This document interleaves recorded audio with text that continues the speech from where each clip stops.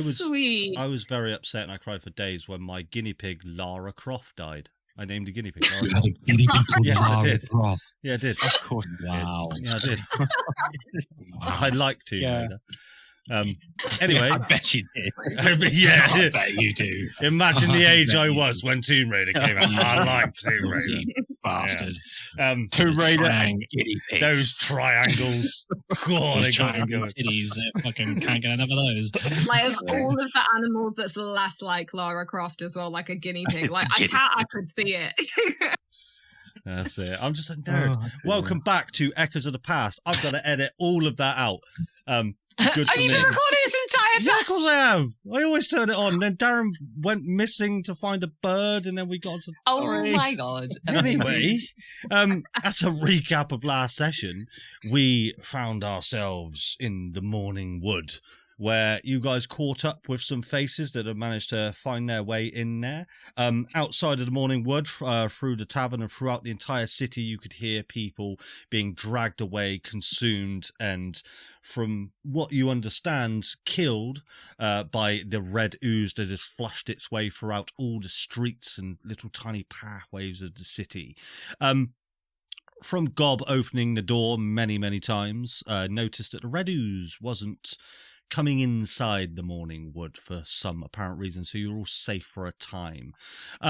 It was at this point that most of you sort of caught up with each other, exchanged details, etc. But Flopsy was up in the upper realms, where Flopsy encountered Ephraim Stoll and Ephraim Stoll, or Gathram, where they exchanged a short bit of information where Ephraim, the real Ephraim Stoll, was almost hiding something. He was pretending that he didn't have his memories back, and when he found his moment to strike, he told Flopsy to get out from the upper realms as he proceeded to fight off Gatter's Cross, and he said that he will join you all soon.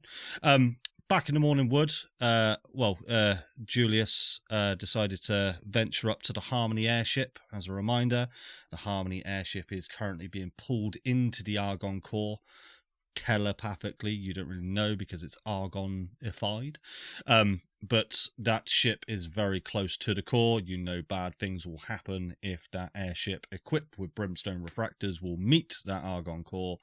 Not good stuff. But Julius made his way up, in which a lovely moment through a portal to get Violetta, Julius's mother, out of the city, in which she ventured back to Trent with a sort of a new lease on life, as it were.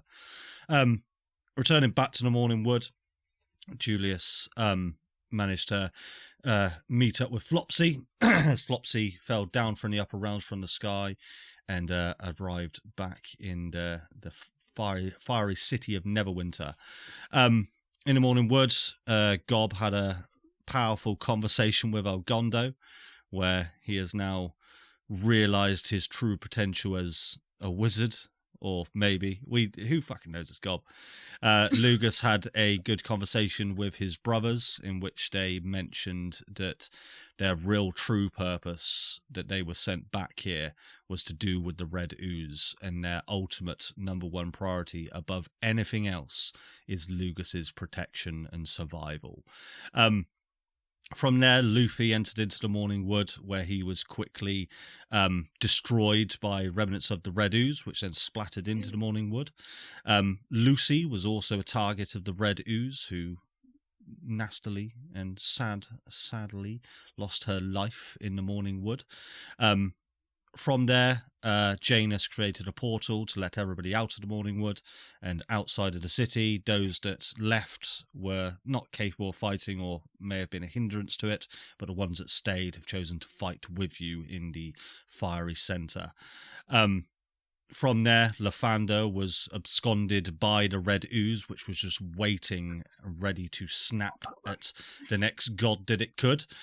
No one quite gives a shit about Lathander, but we'll soon see what happens to him. But he was dragged off through the Red Ooze and into the centre of the city. You guys, after a few words with each other and a few emotional moments, decided to make your way to the centre of the city to face down against Asmodeus, the Lord of the Nine Hells. So, this is where we will start our session and where we may indeed end everything. Asmodeus, the Lord of the Nine Hells, stood in front of one of the smaller council buildings just off to the side of the city centre.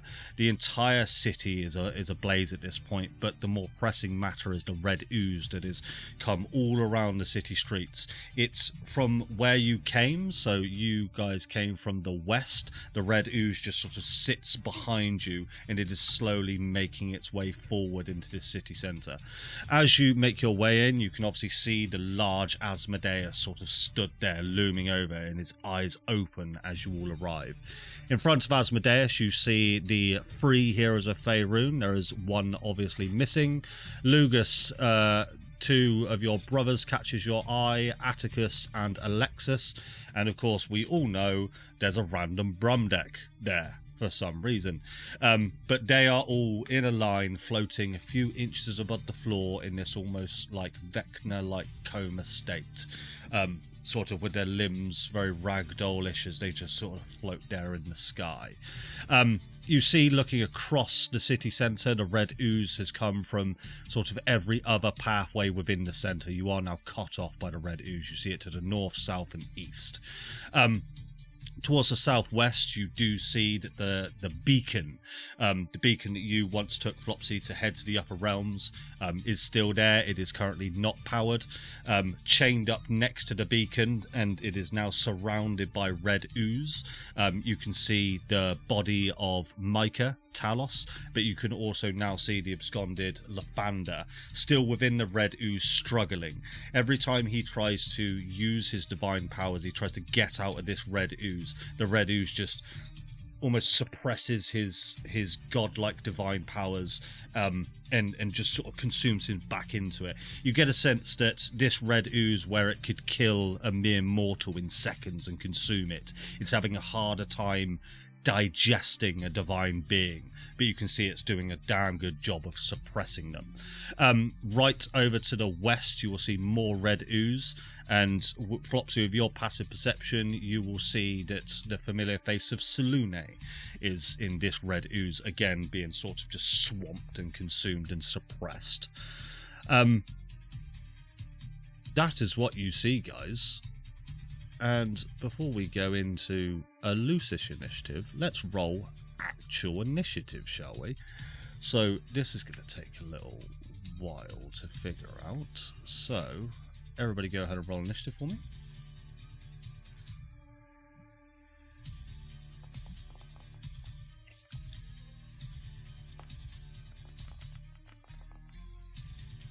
Where's my roll NPCs bar? There we go. Ooh.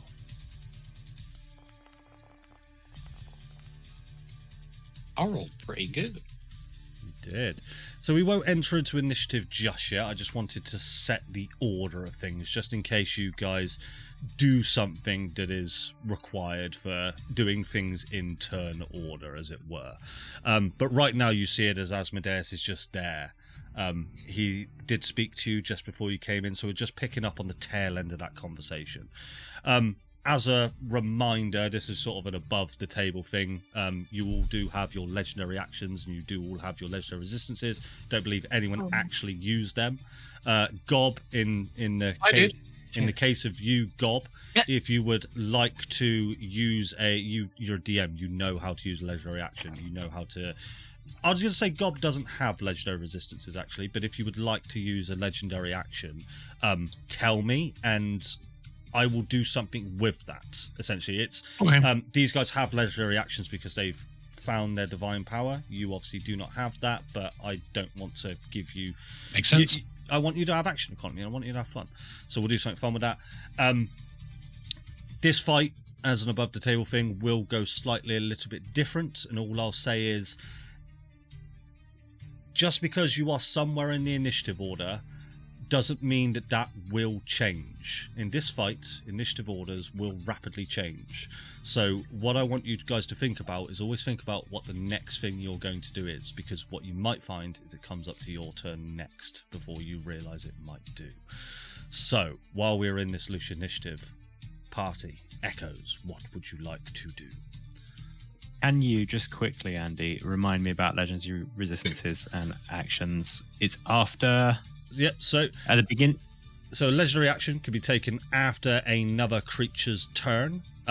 So we would do that. So you can do that after an NPC's turn. Well, we could do it after a player's turn as well, but never after your own turn. Does that make sense? Okay. Leisure resistance. If you fail a saving throw, you can choose to succeed it instead. Legendary actions are refreshed at the top of your turn. Legendary resistances are essentially once per day. So you've got 3 of them. Exactly. Okay, I couldn't have said it better myself. Sorry. Thank you.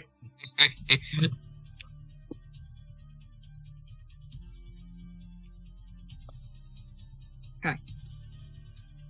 So I guess the last thing you guys would have heard Asmodeus say as he looked at you all was, Is this where it all ends then?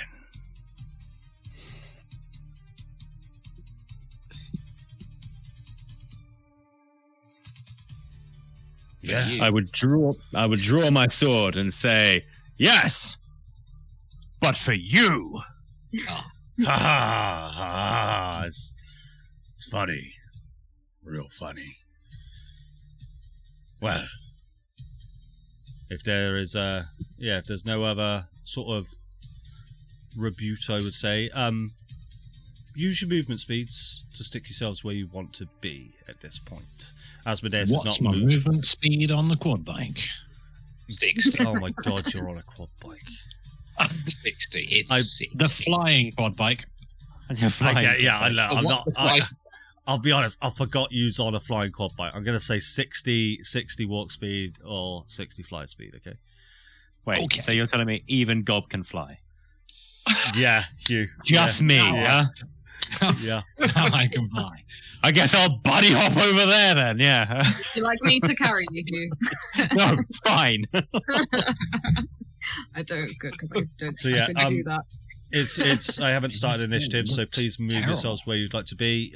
Lugus, you will see that the Brushtail brothers, they'll sort of look at you. Lugus, we're going to make our way to the Red Ooze. We're going to stop it from spreading, because if no one does, this place is going to be engulfed in approximately 12 seconds. But if we stop it, it won't Real be. quick. Right. That's wasted. While you're there, could you maybe kind of get Lathander and Saluna? That's kind of stuck in it. You'll see that No. Magnus sort of looks up to you. Brother, we'll do our best, but our priority is you. And there's a lot of this Red Ooze. We'll do what we can. So yeah. But they'll make their way over there.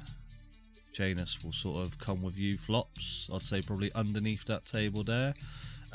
Peter the Hammerhead Shark is going to do random stuff this game. Who knows what he will do? Oh, there's actually 2 of them.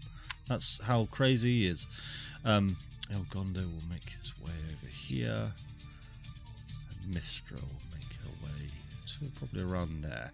Julius and Lugus, you doing any movement? Oh, everyone's moved. I was going to say something okay. to people, but No, I guess you still can. You still can. You No, can. I'm going straight into I'm this. here. I'm here for No, Julius. Julius kind of looks up to speak to his friends. Is like, okay, we're going. You look up and beat the little Lucas is right there. He looks expectant. Yeah, Lugus is there, Julius. Come on. But yeah. So, Come on, do it before we left. I was just gonna give us a bit of a pep talk, but Do it. do it. I don't think we.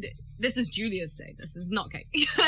I think Hugh's good. You know, I've never met a thing that bloke can't kill, so we're fine. And Mitz is like a crazy bomb thing, and yeah, me and you, pal.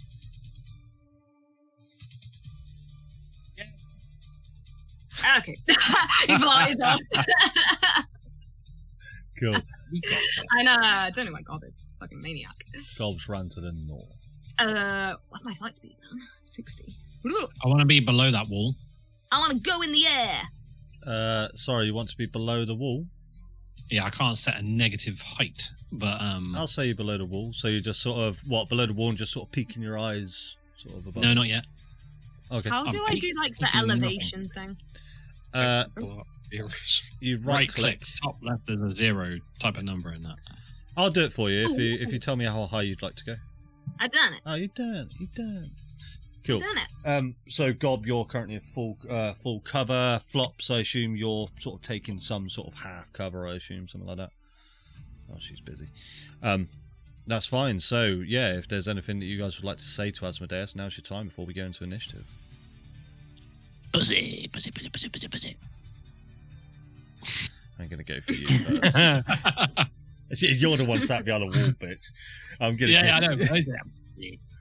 Cool. Well, let's go ahead and begin combat then. We'll go over to Mistra first, who will. She will use leadership. Anybody within 50 feet.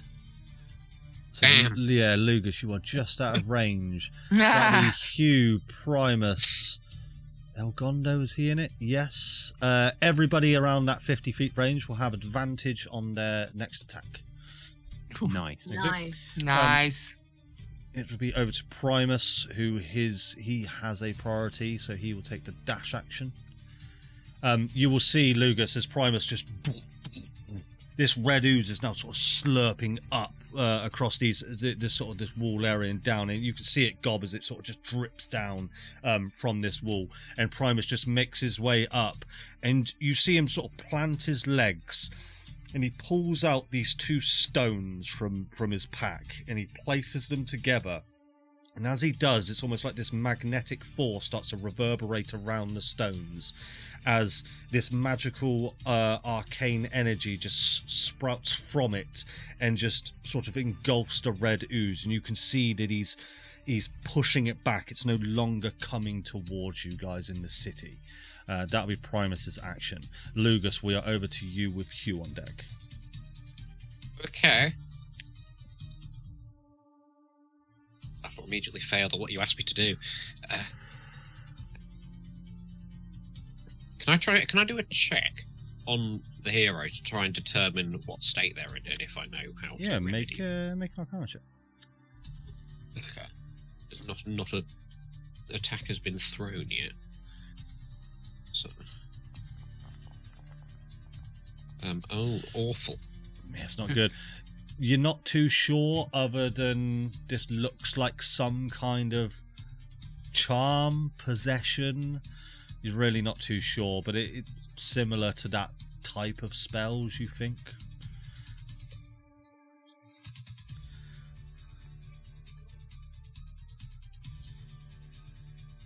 I'm not sure how useful it's going to be. I will take this as a pseudo prep round for me. Okay. And cast mirror image on myself. Mirror image indeed. Let me apply that too. There you go. That's your action. Any bonus action, sir? Or movement?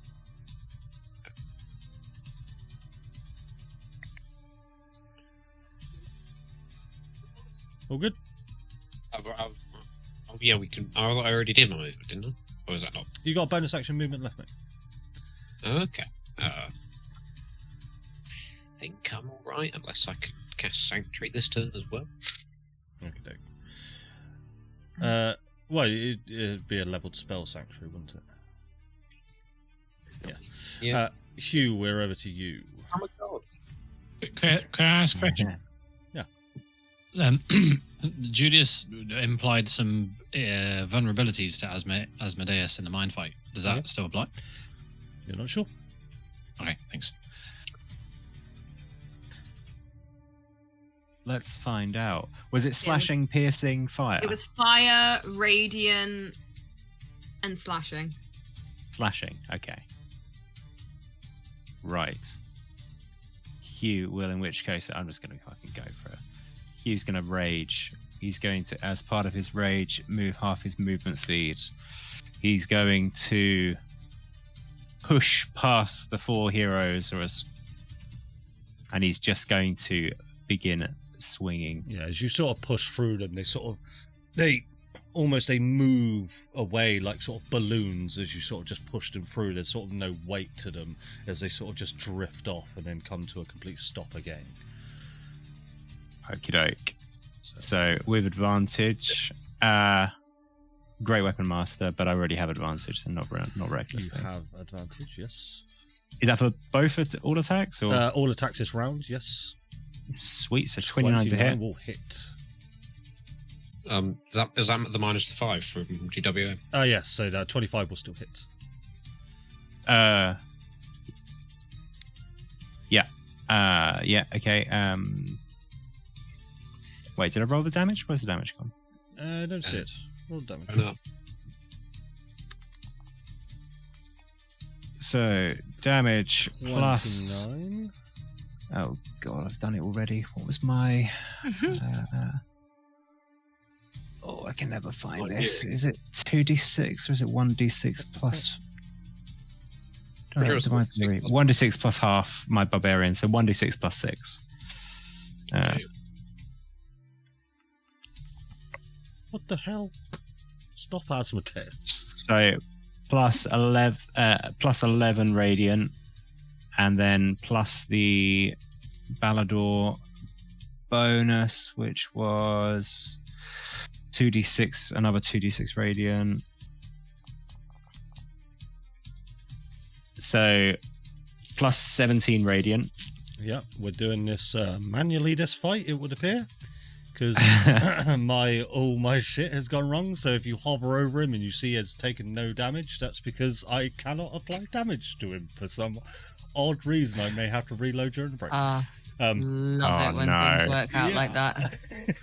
So love it when technology functions. What I will do is I'll make sure to. So obviously with that large hit, you sort of he's a very large creature. You sort of bring your soulfire blade and you cut into sort of his rib cage, and you see this hellfire just sort of start to spit out, but his reaction doesn't change as he just looms over you, Hugh, and just starts to laugh. You get the sense that this did a lot of damage, but you're not sure if it did double or not.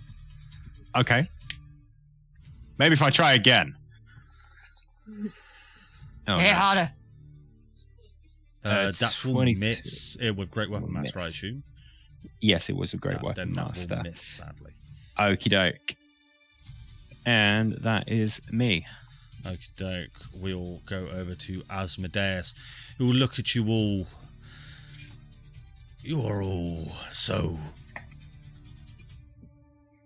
stupid. This could have gone so very different.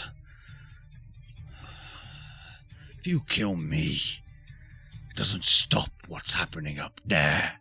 As he points up towards the Argon core, and you can still see the Harmony airship being pulled into it. I don't want that thing to explode. I assume neither do you. But you had your chances. At every turn, every step, I gave you your chance.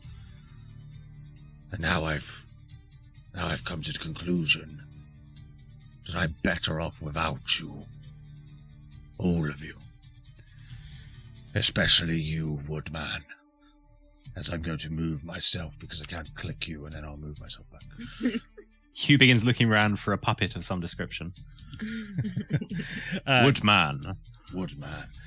This will be a plus 10 to hit, so that will be 25 to hit. Yes. Oh, sorry, that'll be 19 to hit. Sorry, I should say. 19, so that'll be a lot. So this will be 4d10.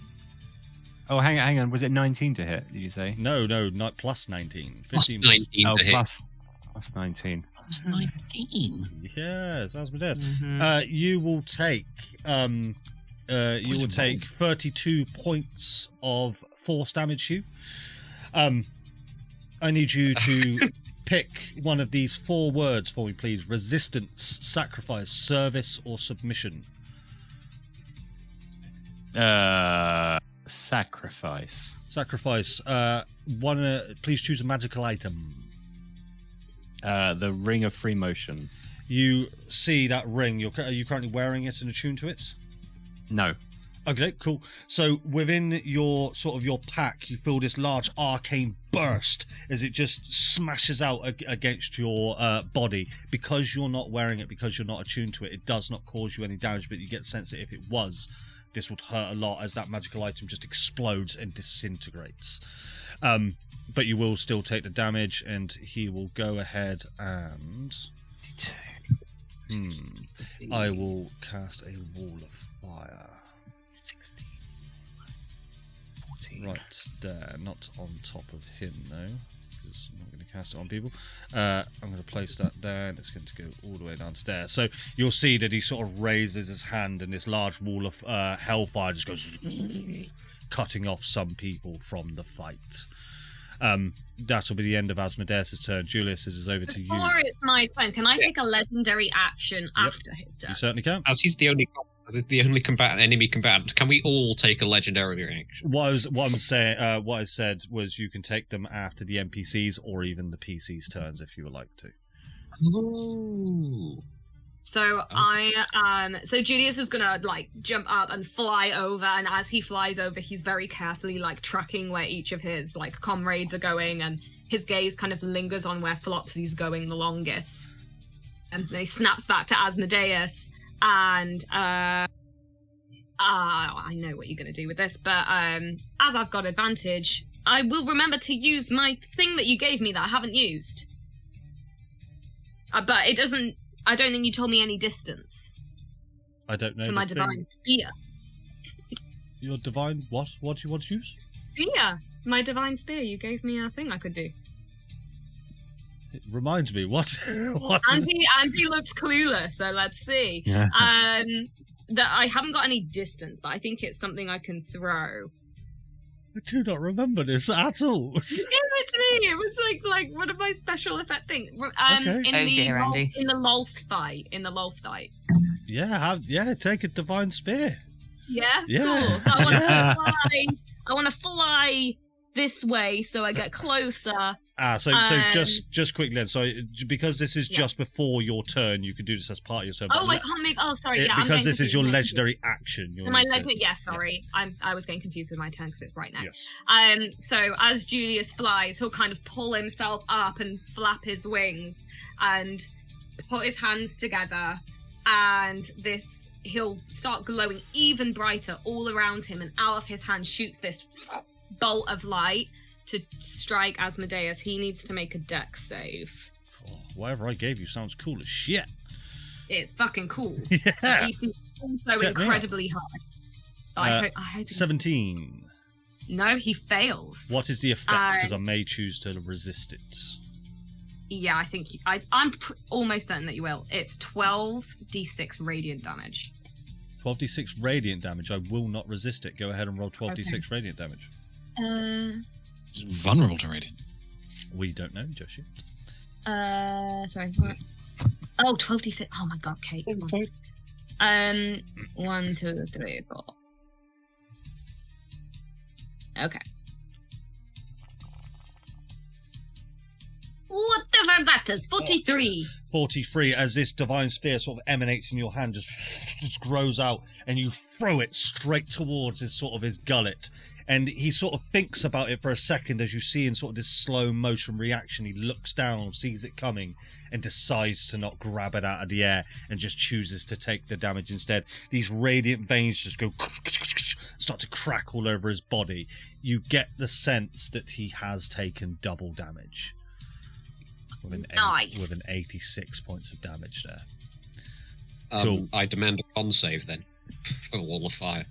So it's not a spell. So that's why he was able to do an attack and then do a spell. Is it a lair? Yeah. Not a lair, actually. Lord of Lairs, and he's a help person, so yeah. makes sense. Julius, then we'll Annoyingly. come on over to your turn. Sorry, I didn't know if Adam wanted to take a... Yeah, if anyone else would.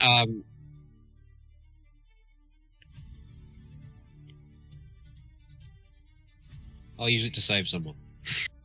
Okay. So, yeah, cool. Over to you then, Julius. Cool.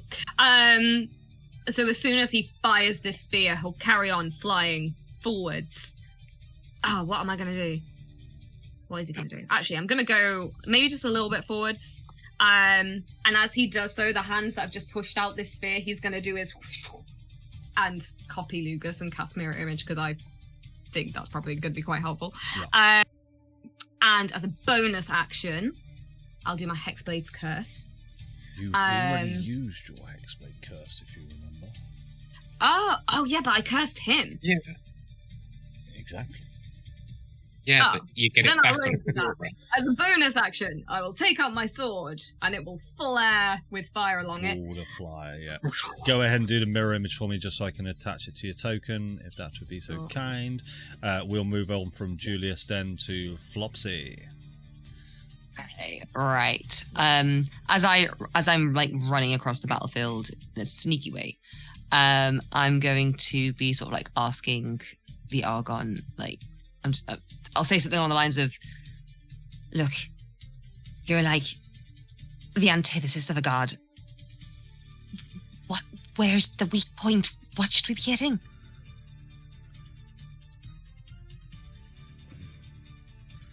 You'll hear those chimes come back in your head. He has no weakness. Your guess is as good as mine. Fantastic. As I run over here and hide behind this stall. Yep, roll a stealth check for me, please. Oh, roll And good, because he's got a very good passive perception.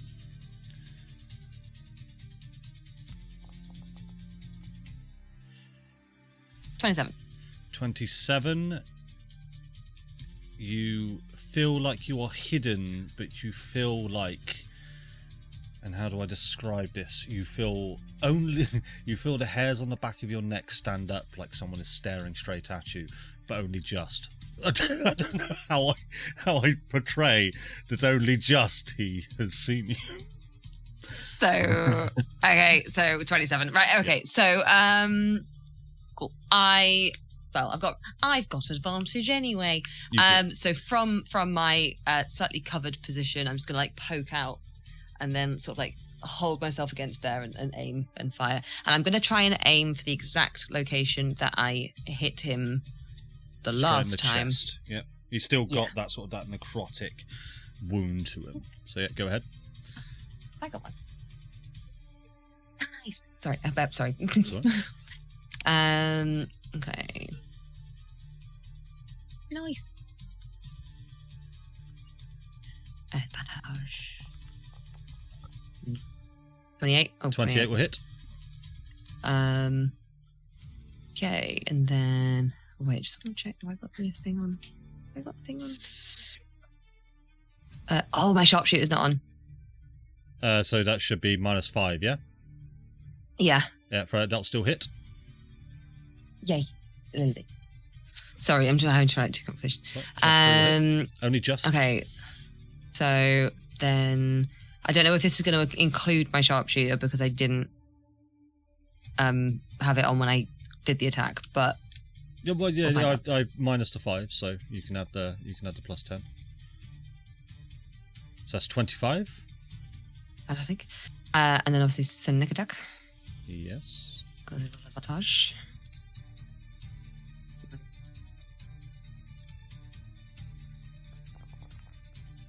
Yes. 23 points. So cool. 23 so sneaky damage. 48 points of damage with that large necrotic arrow that hits him in the wound again. You can see him sort of lurch over now, the rage building in his eyes, and this hellish fire just comes out of his nostrils as he looks directly in your location. Any bonus action or movement flops? Right. Bonus action was technically the hide, so I can't bonus action. Oh, yeah. I will.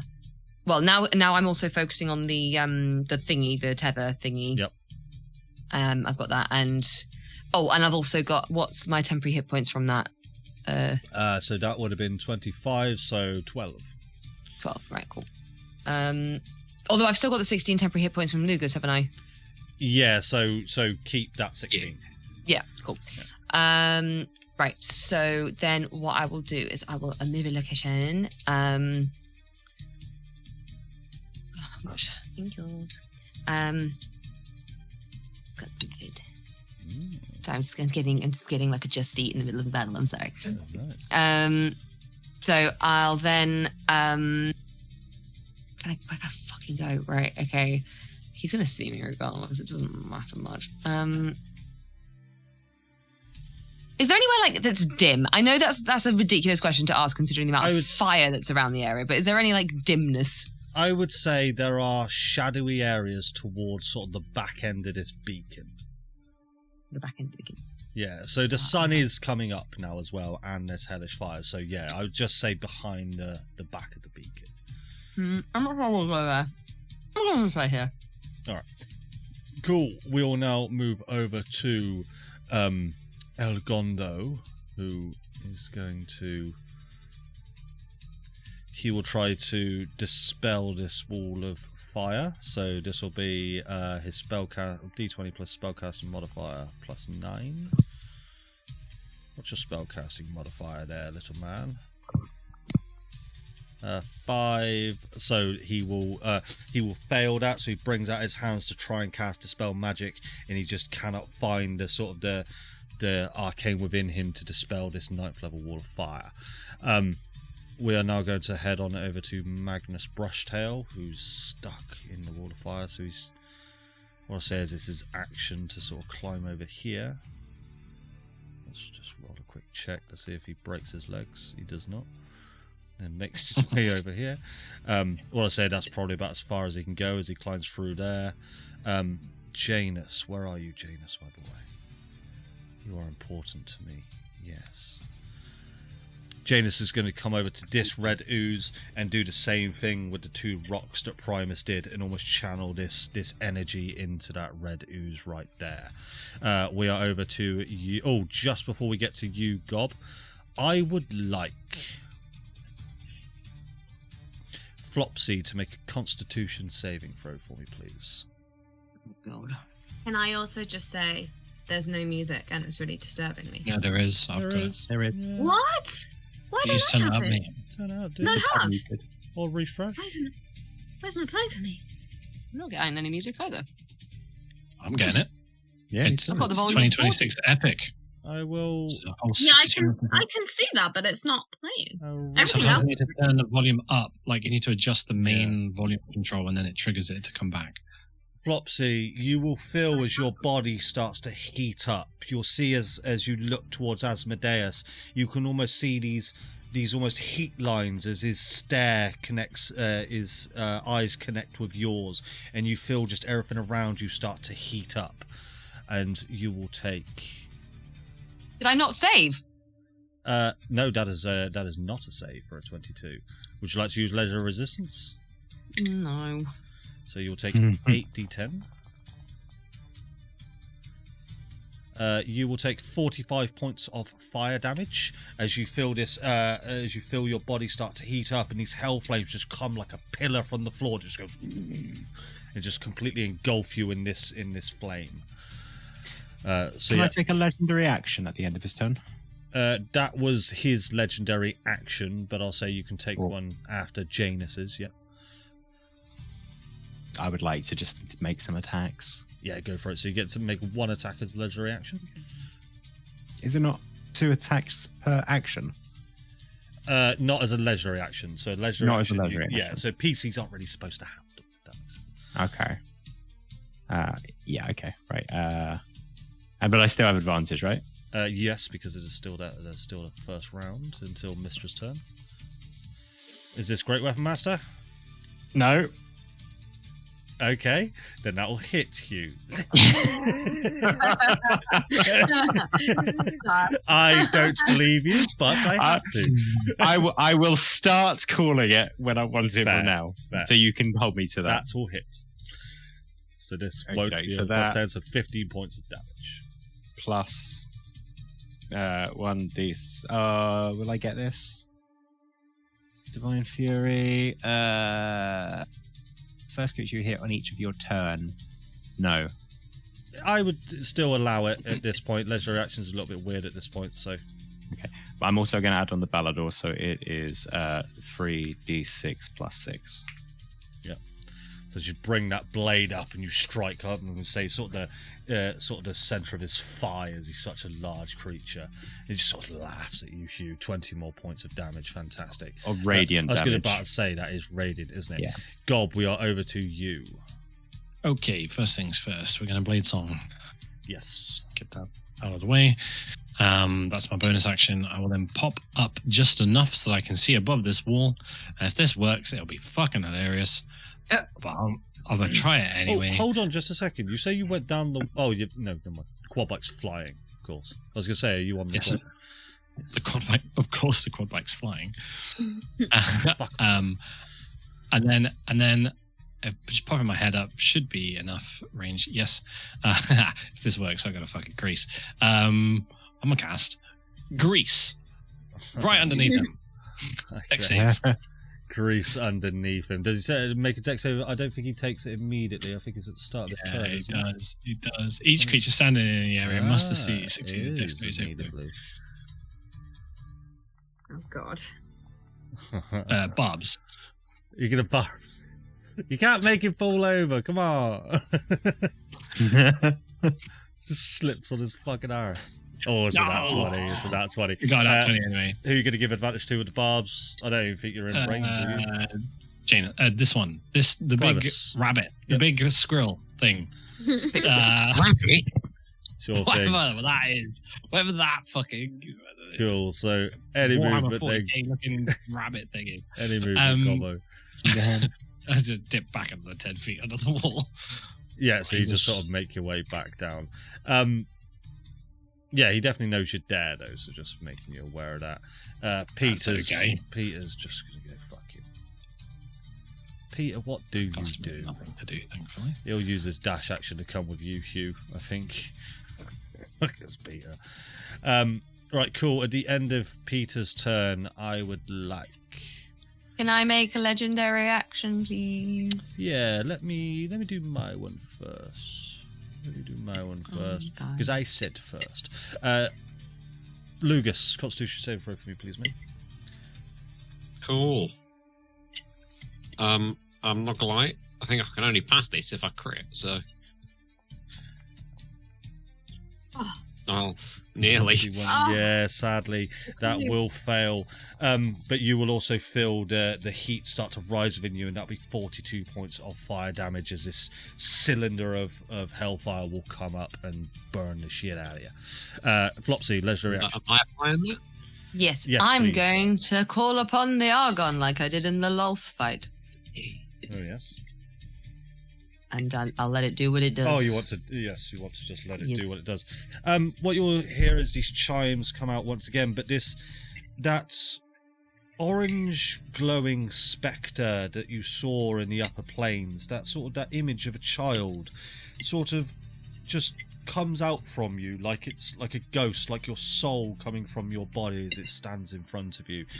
But this time it isn't a small child, and this time it looks like some sort of four-legged animal. I want to say more like a puma or a lion, that type of deal, but it looks different. It looks odd. It has sort of 2 heads, 5 tails, that type of thing, small little wings, as it then just lunges for Asmodeus. Roll 5d10 for me, please. 50 Just don't worry, this isn't damage. That's a good. Argon works in a different way. Our spell list is wrong. Could you? 29. 29. So, that isn't actually 29. That's 1, 4, 4, 10, 10. Cool. I'll take that into account. Thank you very much. But you'll see that Asmodeus sort of looks shocked as this Argon just sort of blasts up against him and then just dissipates. That will be the top of the round. Oh. Let me just roll something. Andy, Don't know why I'm rolling that as Bethany. Yes, sir. would you be able to re-grab Lugus? Because my spell list is not the one I've got on D&D Beyond. How's that happen then, sir? I don't know. But I was hoping to legendary action mass healing word some people. And it's not on it.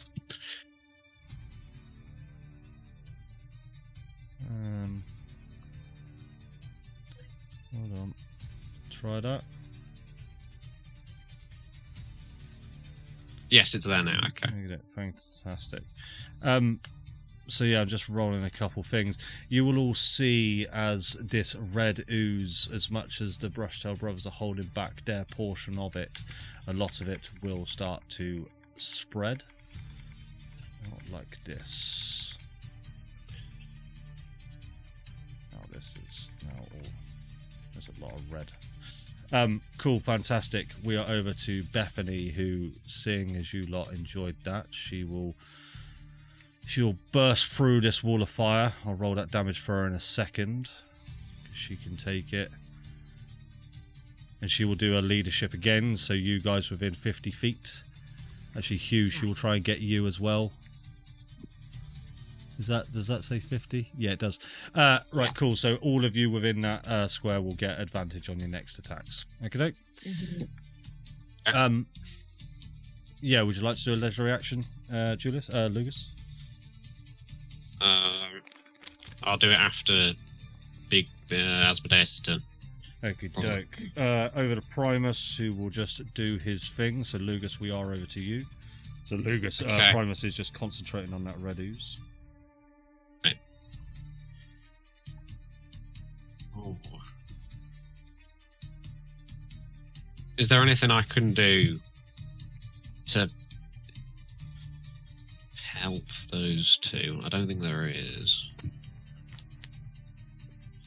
Can I try and telekinetically shove Lathander like sort of southwest and to try and knock him, burst him out with my mind powers as my bonus action? You can try. It will be contested athletics checks against the ooze.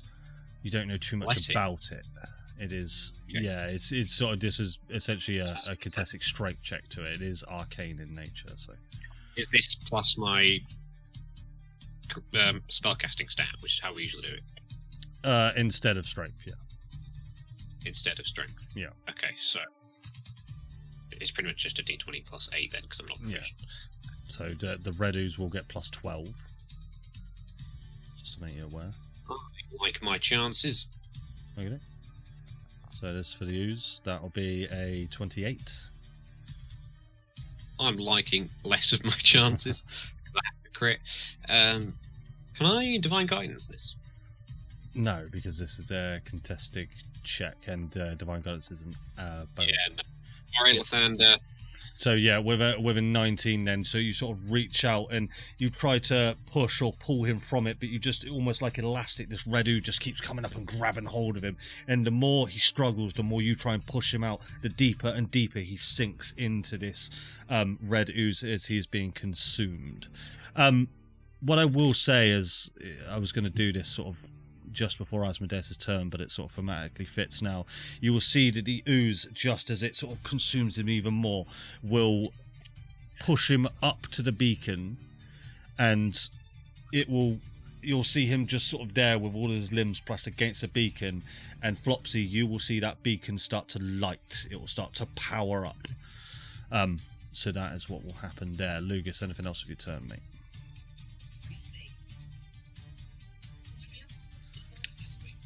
I assume that's a bad thing. You see next to Lathander, there's the dead body of Talos, Micah. Okay.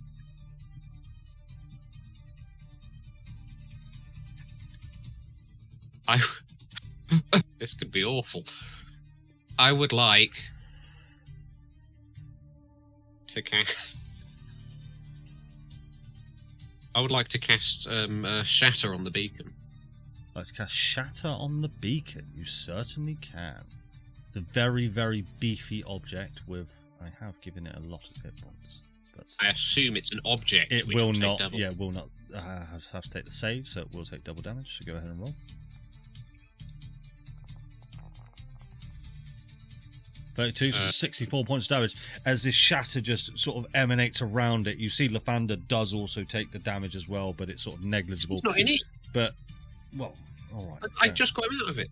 Look, it's negligible. All right, he just goes. He's from the West Country, but the beacon starts to vibrate. It starts to shatter, and you do see cracks just go all around the beacon itself. I will fly over here for some reason. Cool. The image has ended on me. Shouldn't have. Hugh, we are over to you. More swing in, please. And we have advantage again. You have Thank you, advantage Bethany. again. Oh, yes. Oh, that's a nat 20. That is a nat 20, and I get to do something with that. Let's go. Get him, big boy. I get to add an additional weapon damage die. Critical, critical. Brutal critical. Oh, brutal. critical. Have you got All right. brutal critical at that level? I've got brutal critical. Oh. Yeah. He's All level right, 12. so I think if you just roll, yeah, it does it for you. Critical, critical. So that's 28 38. plus. the Great Weapon Master, Darren. Oh, I didn't fucking say it. It's a critical, mate. You're gonna put look. With critical, is automatic. Yes. Great Weapon Master, right? 38 Yeah, points okay. damage. All right, but wait. There's what? That's slashing, But isn't it? wait. And then there is free. He's vulnerable to slashing. What's going on? Yeah. Why isn't it letting me? Free. What is it? 3d6 altogether? Or is it R slash first? Slash R, Slash R. or just use a dice tray at the bottom. And then It space won't let me 3d6. for some reason. 3d6 plus 6. So plus this radiant, Yep, obviously doubled, isn't it? certainly. Okay, so that's the first one. Yep. And then... Why is it not there? There we go. 27. This is Great Weapon Master and... That's Yeah, Great Weapon Master. With Great Weapon Master, that you'll swing your blade up and you will only just hit with a 22. Plus. 28. Plus. 5. Radiant. And then Lovely. I will bunny hop to here. Fantastic. And then... What I'll say is he does try to grab out at you as you do, and you just manage to just get out from his grasp. And then I will take my movement that way. Okie doke. End of your turn? End my turn. Thank you. Right, cool. I'm going to fuck shit up. He will appear immediately behind you, Hugh, as he comes just rushing over. Not doing that. I should have held T, but he appears behind you and just wrenches his claw straight into you. This will be a plus 19 to hit. Has he ran there, or is he just? No, popped he's out of appeared. existence? He's popped out of existence and just come through and slung. Like teleport. Yes, very much so. So this will be 7d10 plus 3d6. That's a lot of dice. So that'll be 61 points of damage, of which 44 is necrotic, 17 is piercing. Hang on. Are you resistant to both? Let me just check with chromatic. Necrotic, did you say? Necrotic and piercing. Oh, he also takes 1d8 necrotic damage from me because of my thingy. Okay, cool. Roll DA. Yeah. The piercing I'll be resistant to, but Okay, so piercing Not you'll take 8, so that'll be 52 points of damage then, you. Or 52. Okay. He will appear in another spot now. This time I will hold T. As he appears on the sort of floating next to you, Gob, he will do the same to you, plus 19 to hit. Yeah. That's going to hit. He will use his different one on you. I don't like you very much. That's 35 points of poison damage as he comes up and this toxic plume just comes bellowing out of his hot mouth, just breathes it all over you as these spores just cover your body, and you'll take 35 points of poison damage. Wow.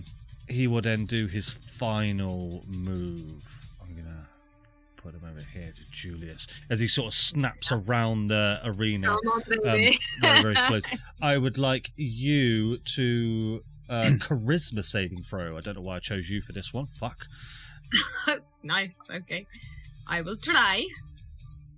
It's all right. Watch me. Come on, Julius. Don't fuck this up, man. 32. You will succeed. 32. Fuck, Asmodeus. You will feel as this almost feeling of dread as it just haunts your body. You feel as though almost like depression is kicking in, just this full wave of depression, but you manage to just push it out and just go, fuck that shit.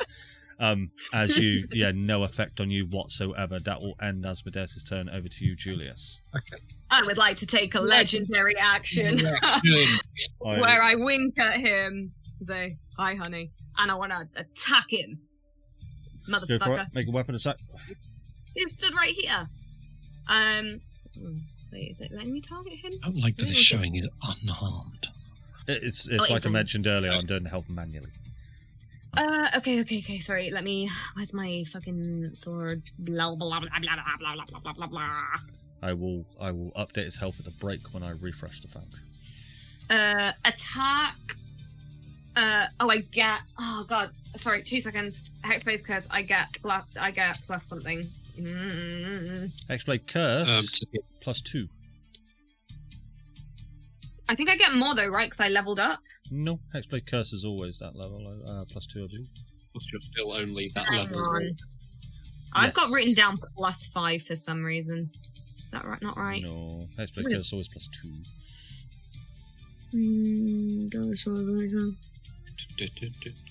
Critical hit unless you turn in stone rolls against the cursor. No, the bonus equals your proficiency bonus. I think that's the damage, isn't it? No. No, it's the hit. The Go ahead. sorry. Oh god, where's it gone? Fuck me. I've got so much shit from my multi-class. Right, you gain a bonus to damage roll. Oh no, hang on.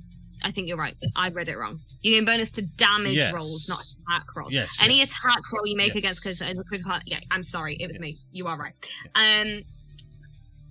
I was reading the wrong thing. Okay, let's attack then. But I get advantage because you have of advantage. Daphne. Oh, it's a crit. That is a crit. Okay. Make sure you roll the critical buttons which you didn't. Oh wait, it only rolled. Roll a 1 more d8. Roll again, and then plus the. Let's just roll a d8 for me because you need to roll the crit. Just a d8. Plus the sword damage. I forget what and it then is. 2d6. 2d6 extra 2d6. Oh, that's a sad d8. Would it not be 46 if it's correct? 46, correct. Yep. Oh wait, it would be 46. Yeah, so roll yeah, 2 more. sure. 1, 2. Yay. Fantastic. The fire damage. Wait, did you make him? Did you say fire, radiant, you and did say slapping. fire. You did say fire. I will give you that. Okay, so the fire will burn him up, and he looks very confused at that. That's the end of your legendary action, then, Julius. It is. Over to your turn. Legendary action. Oh yeah, Gobbo.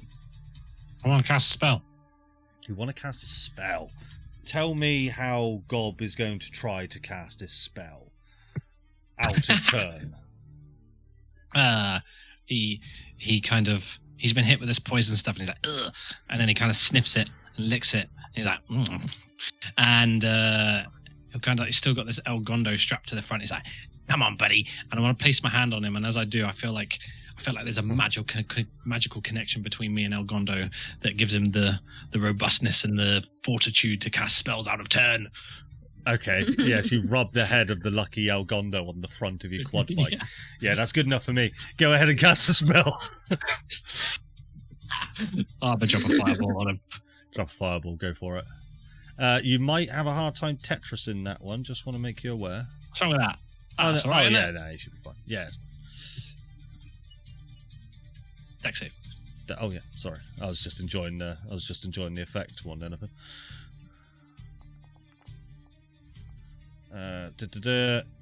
He will. Failure. Yeah, he will choose to let you go on that one. You won't resist it. Where is the damage gone? 86 if it's at level 3.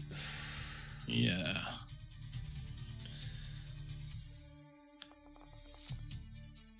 Fantastic. 34 34 points of fire damage.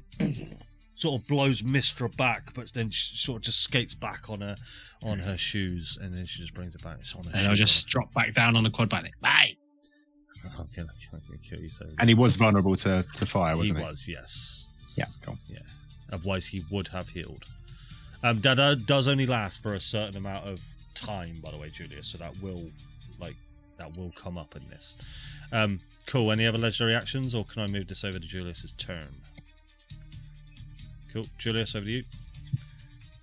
So Julius will pull his sword out of Asmodeus and get in real close and be like, "You wanted me to wake up, motherfucker? I've got both eyes open now. And I'm gonna attack him again. Go for it. Hit him again." Be really embarrassing if I miss now. He's looking like he's taking a fair bit of damage now, by the way. 27 will hit. Cool. So let's do the damage on this one. Oh, Julius. 9 points of damage. Roll your 2d6. With some extra fire. Remember, you have your flourishes also, if you do wish to use them. Oh, yep. Thank you. Sorry, I'm trying to think of so many things in session. Yes, I will use... What will I use? Yeah, I'll use a... it's going to be defensive, isn't it? Let's be real. Yeah. Actually. That's a good shout.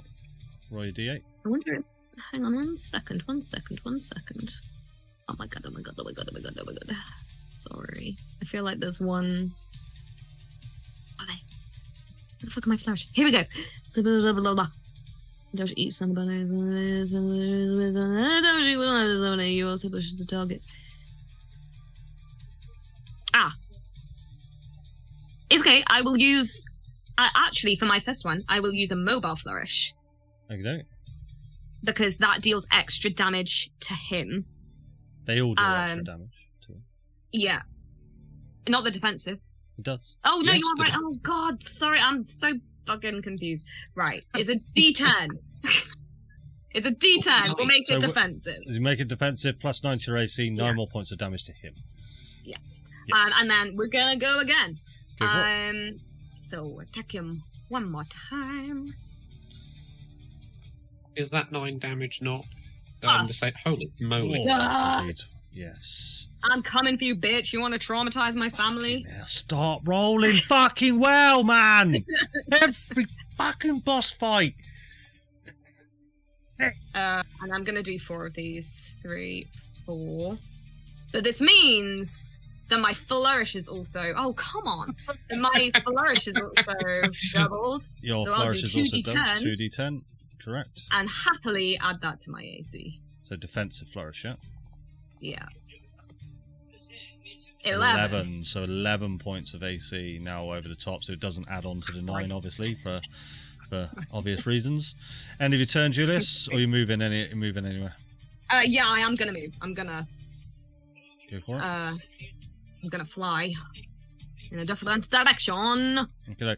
As you do, he will take a reaction to stop any movement around him, and as you fly 10 feet away, he'll just reach up and telekinetically pull you back, and you will take... That doesn't count as a melee, though, right? No, this is just his reaction. You'll take 20 points of force damage as he pulls you back down. The thing is, though, I also have mirror image up. This is sort of part of a feature. It's not weapon attack. It's like a Right. it's like a hellish rebuke, if anything. It's Got you. very similar Okay. to that. So yeah, 20 points of force damage there, Julius. Yes. I guess I'll stay where I am. Yes, you will. Flopsy, we are over to you. Yes, I'll take my action after your turn. 26. 26. I'm gonna go behind this place, and I'm gonna shoot him with my bow. Yeah. Have advantage.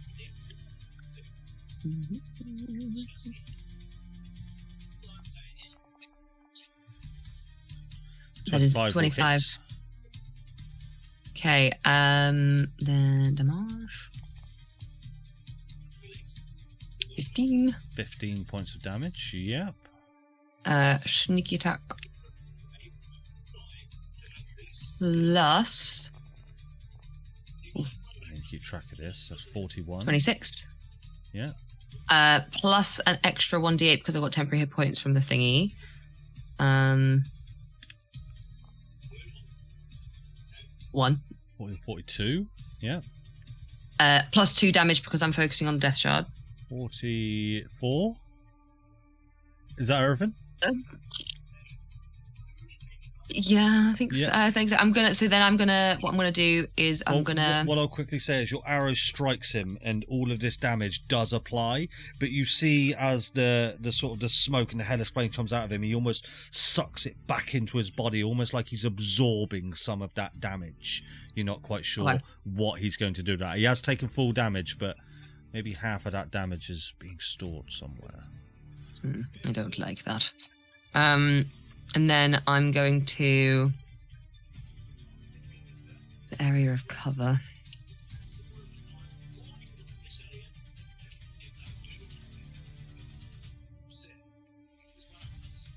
You can sort of hide in those trees if you want. Yeah, I want to hide in the trees. I'm going to sort of like flatten myself against the wall as well. Yeah. So obviously, if you go there. Yeah, He obviously won't see where you are, but let's see if he sees where you're going, so roll a stealth check.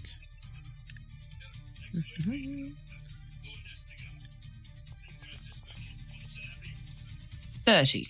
30, you get the sense that you are... yeah, I'm not going to tell you, actually. You get a sense that you're hidden. At the end of your turn, he will take a leisurely action. I would like... Is anyone out of range of this?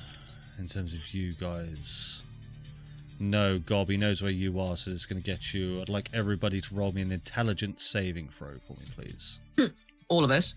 Every single one of the PCs. Yeah, there'll be a couple of NPCs that won't have to make this. Ah, yeah, classic. Is this attempting to charm in any way? No, not a charm. So that's be 30 from Flopsy, which is succeed. Julius, fail.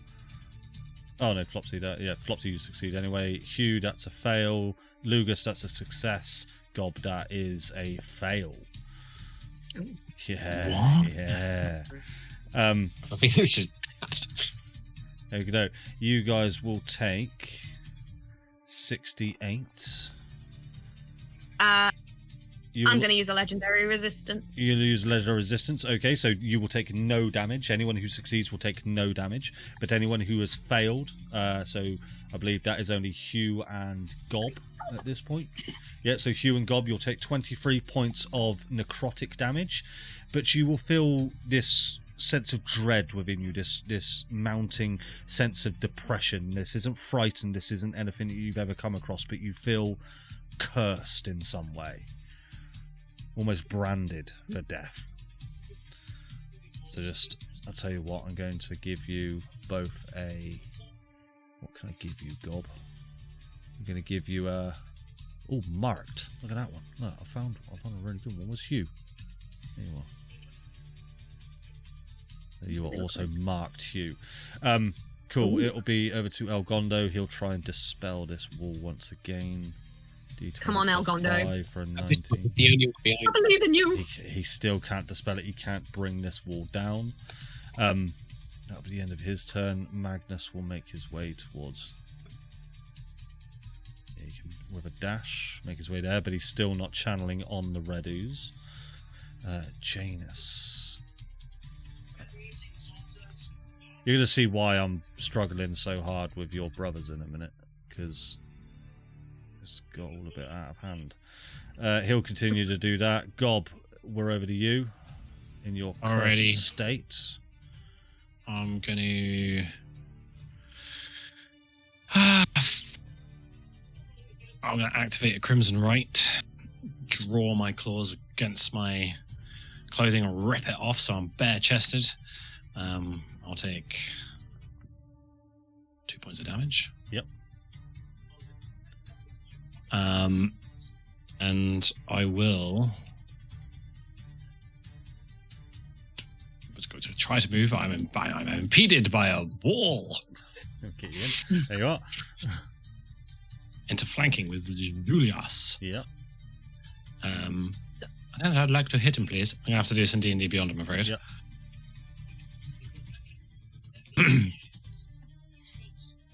advantage, yes? Yes. You would have. Oh no, you wouldn't have had it from Bethany anyway. The first is only a 15. That'll miss. Second one. It's 21. 21 will miss, sadly. Yes. Bad times. Okay. We stay here. Okay, It's a turn.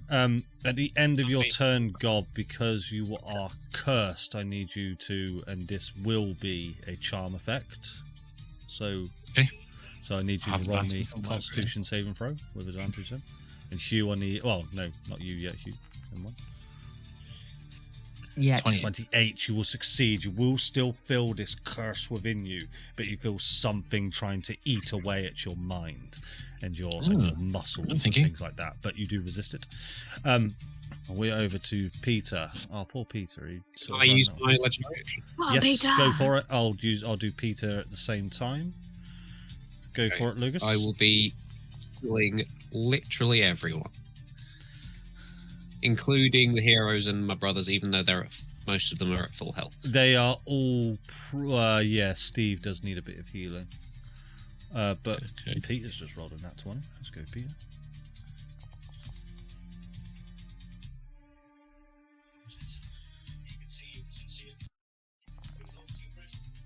Mass healing. Oh, fuck. You know, you actually targeted everyone as well.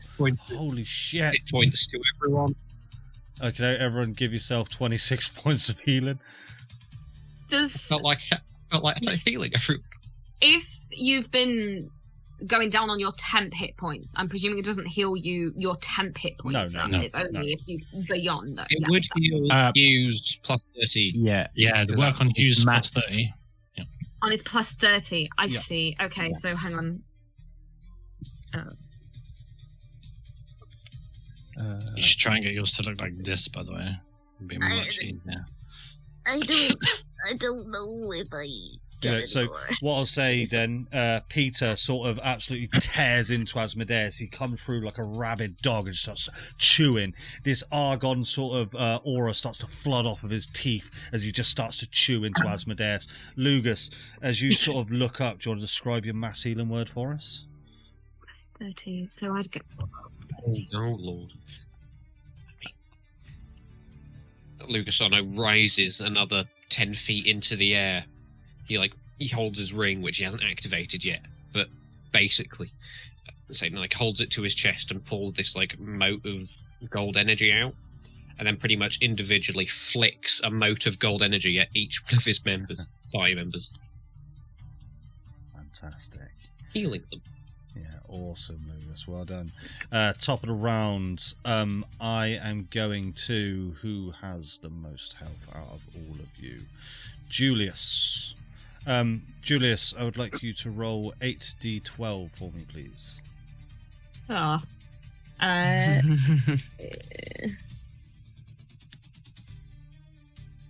Excuse me.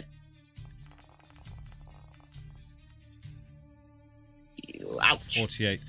You will take 48 points of fire damage as he siphons life from you. This hellfire just erupts from you as he pulls it into himself and almost reinvigorates himself. You see some wounds or some chunks of his armor start to repair themselves. Ow. Cool. Was that a spell? It's a layer action, that one. So the red ooze. Lugus, I'm going to need you to roll me 3d20s for me, please, mate. Yeah, sneeze. 3, 9, and 9. 3, 9, and 9. The ooze starts to push back against all of your brothers, Janus, Magnus, and Primus, as it starts to overcome them. You see now as it sort of starts to rush up Primus's armor, it starts to spread all on him, but Primus stays stalwart, almost pushing himself into the red ooze. They're not looking too hot, but they are keeping the red ooze at bay. I'm going to say at this point then, we have the red ooze has come around you then, Lugus, like this. Flopsy, it's going to come down to you as well. I'm just going to make an outline. Yeah, obviously, I'm not filling it all in. It's going to engulf Magnus as well. That was really quick. Yeah. It's come from every sort of orifice that these guys weren't holding it back. So that could have been a lot worse for Magnus. Oh, and this is definitely going to fill up that bit as well. I'm going to say it gets... No, not El Gondo. Yeah, I'm going to say he's pretty knackered at that point. Right, that's achieved. Cast flying on yourself. At the top of the round, he's then going to use a second layer action.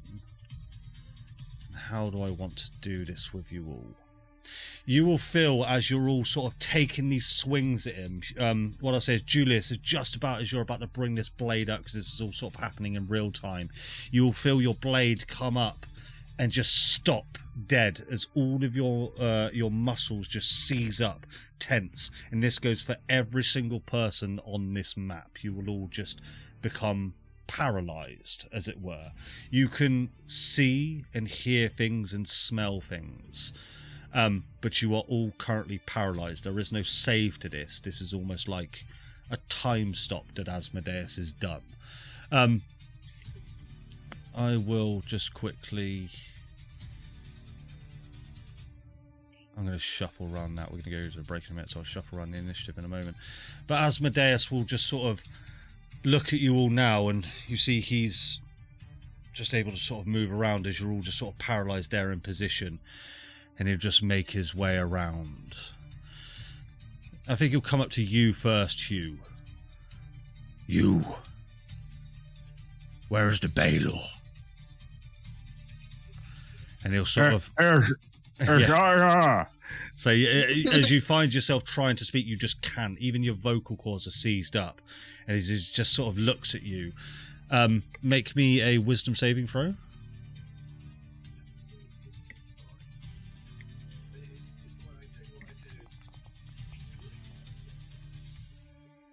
Fantastic. With a 19, he tries to pierce into your mind, but he doesn't get quite the full details on everything. You sort of manage to hold back on where it currently is. He'll ignore you for now, Hugh, but he'll make his way over to you, Flopsy. He'll sort of look He doesn't around. know I'm there. I rolled a 30. He knows you moved behind there, but you were stealthed. So he's just made his way in that direction. He can now see you. Make sense? And you are currently sat there paralyzed, so it's not like you can even shield yourself around. Violet, the Baldur. Hand it over, as he'll sort of whisk his sort of hand in your direction, and you do feel like your vocal cords are free. You can speak, but your body is unable to move. I'm gonna say to the Argon, help me. That's all I'm gonna say. Okay. This flash of Argon will sort of flash out from you, and it'll sort of cause Asmodeus to look away. But he'll just look back. Last chance. Violet. Baldur. Don't know what you're talking about, mate. Alright then. I will...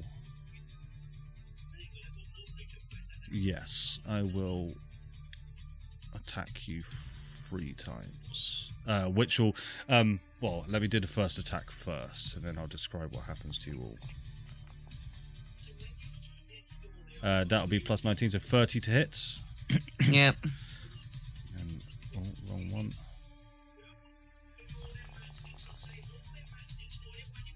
Fantastic. 24 plus 10, 34 points of force damage. And can you pick resistance, sacrifice, service, or submission for me, please?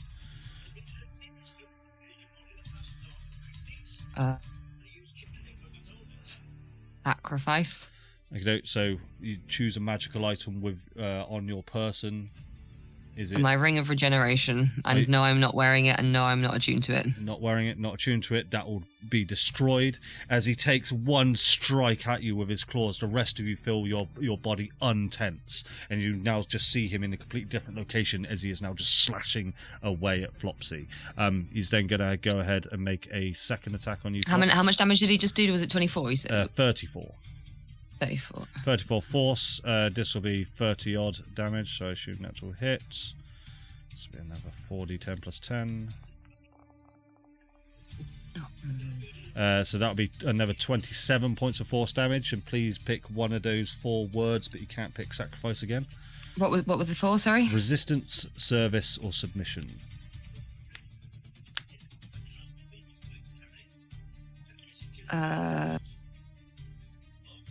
Resistance? You will take another... You'll take this much psychic damage. As that word resonates within you, you'll take 20 points of psychic damage, and he will go ahead and take a third strike on you. Can I take a legendary action before he takes the third strike, or do I have to wait? No, you have to wait until the end of the creature's turn, I'm afraid. This is all sort of happening very, very quickly as you feel your muscles unseize. That'll be a 29 to hit. Does that hit, Flops? Of course it does. I don't know, there could be something crazy on it. So this will be another 4d10 plus 10. 35 points of force damage. And you now have 2 words to pick from. You can have service or submission. I don't want to do either of those things. Yes. Submission. Submission. Damn it, someone should pick the other one. No, I know what service is going to do. I know what the fuck that's going to do. No. I tried to be obtuse. You feel your whole body start to tense up as you feel you start to kneel in front of Asmodeus as he sort of just looks down to you again. Do not make this mistake again. Give me the Bale.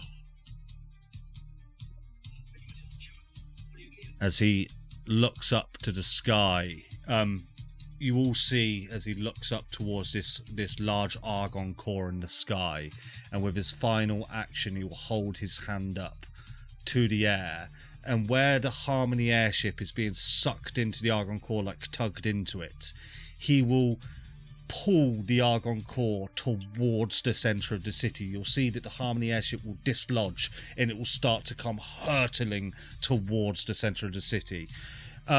Make a perception check. Julius. I'll say me. I'll say Flopsy. I'm no good at this. You're in that kneeling pose, so I'll say you're focused on him at the moment. 13. You get the sense that Harmony airship is going to decimate the centre of this city very, very soon. As Oh my God! starts to How bring soon? that harmony How in. soon? But he has taken, I do want to make you all aware, he has taken the Harmony airship away from the Argon core. Oh, he's trying to crash He's trying to crash the ship into you all. the ship. Got you. Yes. I can take it. No, you can't. Cool. Bethany will again do leadership. Goddess of magic. She is cursed as well. So no, she isn't going to do that.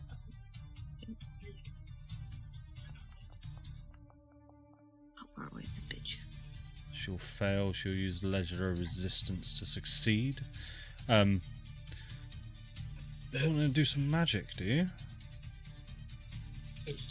A goddess thereof. Oh, that was nearly in that 20. So this will be plus 11. That will miss. As she looks out and fires this pale green ray of purple energy towards Asmodeus, a disintegrate spell, which does miss, sadly. We are over to... May I take a legendary? You can after Bethany's turn, sure thing. I would also like to. Yep. I would like to just... oh god. Yeah, I'm too far away to attack with a sword, so I will just lob a javelin at him. Oh, so with advantage, isn't it? You don't have advantage anymore. Oh, is it Beth? Oh, it's just Yeah. been Bethany's turn. Yeah. Okay. Well, 25 to hit. 25 will hit. And 11 points of damage as it sticks in the back of his head. Yep. and plus an extra 10 radiant. Another 10 radiant. Fantastic. That's a good question. Yes. The attacks that he's been making against Flopsy, do they appear to be strength based?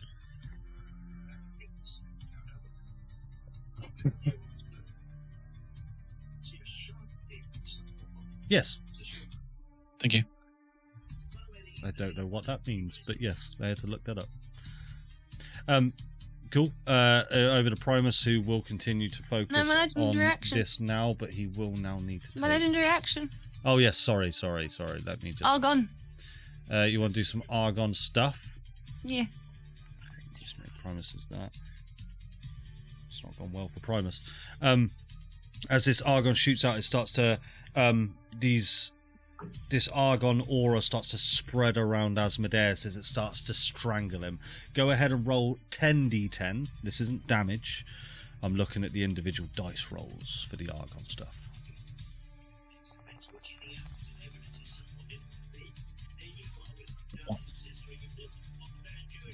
1, 10, 1, 1. Okay, thank you. So I'm trying to keep this obtuse so you don't really know what damage it's doing. You can just sort of see that it's wrapping around trying to strangle Asmodeus. As this aura, as he at the end of it, once he's taken some damage, he does take damage. He just sort of rinses it off, and his power just comes back into your chest, Flopsy. Can I legendary action as well? Yep. You're gonna regret that one. This is. They're all good. You've all got Casting one spell. per round, so it's. Yeah, I will rub Algondo on the head again, and a little bit of static energy comes off of his hair. I'm gonna cast Ray of Enfeeblement at him. I can't even remember what that one does. It's con save though, isn't it? I do believe. No, it is a spell attack, so it'll be a d20 plus 11. Which I'll do now. Oh, for fuck's sake, Gob, you useless little shite. That'll definitely miss, sadly. It was 13. Oh, okay, thank you. Yeah. Okie doke. At the end of Primus's turn, he will take a legendary action. I want the Balor, Flops. I want the Balor. You don't know I have it. He thinks you've got it.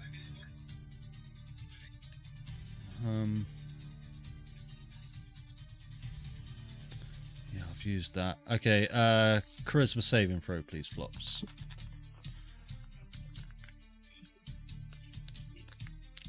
Yeah, the only way I'm running this is in that 20. No. Oh, it's nearly. Okay, you'll take 11 points of necrotic damage, and you will feel that as you're kneeling on the floor, this sense that you guys are losing this hard. And you look up to the Argon core. I would never have guessed from the fact that I've taken nearly 140 damage in the space of not even a round. But what I'll say is, you just feel like, what's the point anymore? This world is doomed. You've lost. You will feel cursed. That will be Amazing. that. Lugus, we're over to you. Hugh on deck. Cool. What the hell, my guy? Can I fit both? Let's have a look.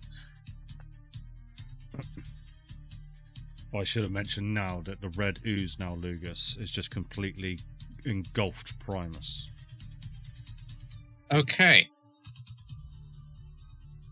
So did the two stones he have not do anything? Yeah, he's holding it back, but it doesn't stop the red ooze from attacking Primus. It just can't go anywhere past Primus, essentially, is what he's doing. Okay. Well, I'm afraid there is a demon god below me. But he is the sturdiest of us. And Red's nearly dead. I will fly a bit further into the air.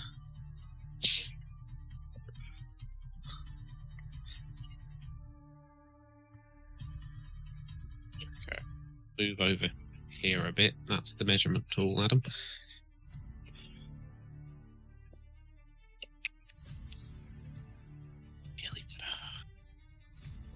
Screw it. I will cast.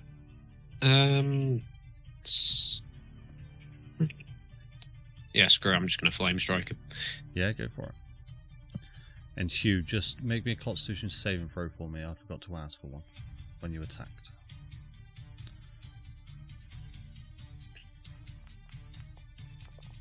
I'd like a dex save.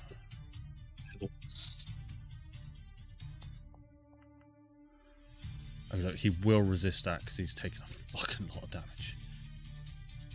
Okay. It's still a lot of damage, though. Yeah. It's still quite a bit. Well, I mean, it's normal damage because he succeeded, which means he takes half, but he's going to take double it anyway. So it's also plus my Radiant Soul, which activates twice because this is both fire and radiant. Okay. And yeah, find which damage Radiant Soul is. Features. Equal to my charisma modifier, so that adds on twice, so that's 10. 16 more points of radiant damage. 60 more points of 32, so 62 points of damage. Cool, as this flame strike just goes and just creates this pillar of flame. Hugh, as this flame sort of hits you from this cylinder, you will take... Can I also do some healing light on Flops? Yes, sorry. Let me just resolve this then. So 22 points of necrotic damage, Hugh. I'm going to fanatical focus reroll with that. Oh, the con save, yeah? Yeah. Yeah, go for it. Okie doke. That's going to fail. I must take that, so. You are going to feel yourself charmed, Hugh. You feel... Charmed isn't the right word. You feel dominated, essentially, by Asmodeus. There is one directive in your head and one directive only. Get get the Balor. Okie doke. Can I just quickly check? Was that for the fire damage? Oh, sorry, the 22 damage. Was that the con save for that, or was it not? No, it's because you're cursed. Because you're marked. When you made an attack, you had to make that con save. Right. Same way as Gob did. Sorry, I thought I was for the damage I was taking. Would a 17 have saved? No. Okay, that's fine then. Yeah. So you do feel like you need to. Your directive is to get the Balor. What you do with that is up to you. Okay. Does not mean you need to harm your friends in any way, but well, this is up to you. I will sort of tell you when I feel like you're being too relaxed with it, but your directive is to get the Balor at number 1 costs. All right. Lugus, you cast 60 points of healing light on Flops. Yes. Cool. 16 points to you, Flops. And then anything else, Lugus? Can I take a legendary action after my own turn? Not after your own turn, no, sorry. And then Hugh, we are over to you. So the directive is to get the Balor. Get the But Balor. that's priority 1. Other priorities still exist, right? Yes. So, What I'll say is, you feel as though I have to kind of tell you this about the if you try to do anything else, bad things will happen to you. If Asmodeus doesn't feel like you're trying to fulfill this objective, bad things will happen to you. Well, okay. I mean, I'm going to bunny hop over here. Yep. If I can. And then I'll turn to Flopsy, say, the Balor! Quickly, give it to me! And then, can I make an attack? On Flops? No, not on Flopsy. Yes, you... Like if the directive is if I'm still in this like reality, I'm still in this fight. Yeah. But my directive is get the Balor. It doesn't stop me from still wanting. Definitely to do the doesn't other stop things you from I making the want to do. attack. But what I'll say is, Flopsy, I'll sort of put the spotlight on you a second. I'll sort of have a little bit of a backwards forwards between you two, because if that Flopsy just says no, and then you attack Asmodeus is not going to be happy with that. So Flopsy, would you hand over the Balor at that point? I can't. I don't have it. Have they hoodwinked us, Darren? We're both going for the wrong person. I will. Flopsy, I'm insisting you give me the Balor. I don't have it. Well, where the fuck is it? It's important. Well, shit. Oh no. Go ahead and make your attack against Asmodeus, because I don't know how to handle that in this situation. Okay. Do you actually not know who's got it, Andy? I don't know. Shit.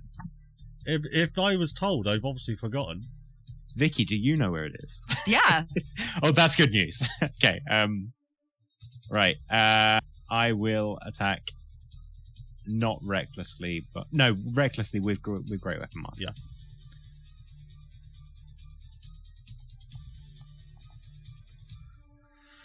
That will miss. Do it again. With Great Weapon Master? Yeah. I'm so distracted by that Balor. I'm like, oh, what do you mean you've not got it? What are you doing? Not even looking where I'm swinging. That's it. I mean, it is your second priority. Yeah, it is my second priority. Is that the end of your turn? Yeah. Yeah, that's it. We are over to Asmodeus. Ooh. Oh, I'll make this thematic then. As he is a large creature, he'll reach over you, Hugh, and try to grapple you, Flopsy. Contested athletics check for me, please. That's an attack. Can I against acrobatics another it instead? creature. So grapple does technically constitute as an attack, yes. So I will take an attack against him. Yeah. What'd you say there, Vic? Can I acrobatics it instead? So like try Yeah. to flip or You're dive a or rogue. something out the way. This is again reckless and Great Weapon. He will make this with advantage. Fuck's sake! I'm so That distracted. will miss you, yeah. 21. 21. It's not good. Fuck! As he sort of reaches over, even though this sentinel attack you manage to sort of just break off his hand. He's going to do it again, Flops. Go for it again. Does he have 30 strength? Yeah. 21.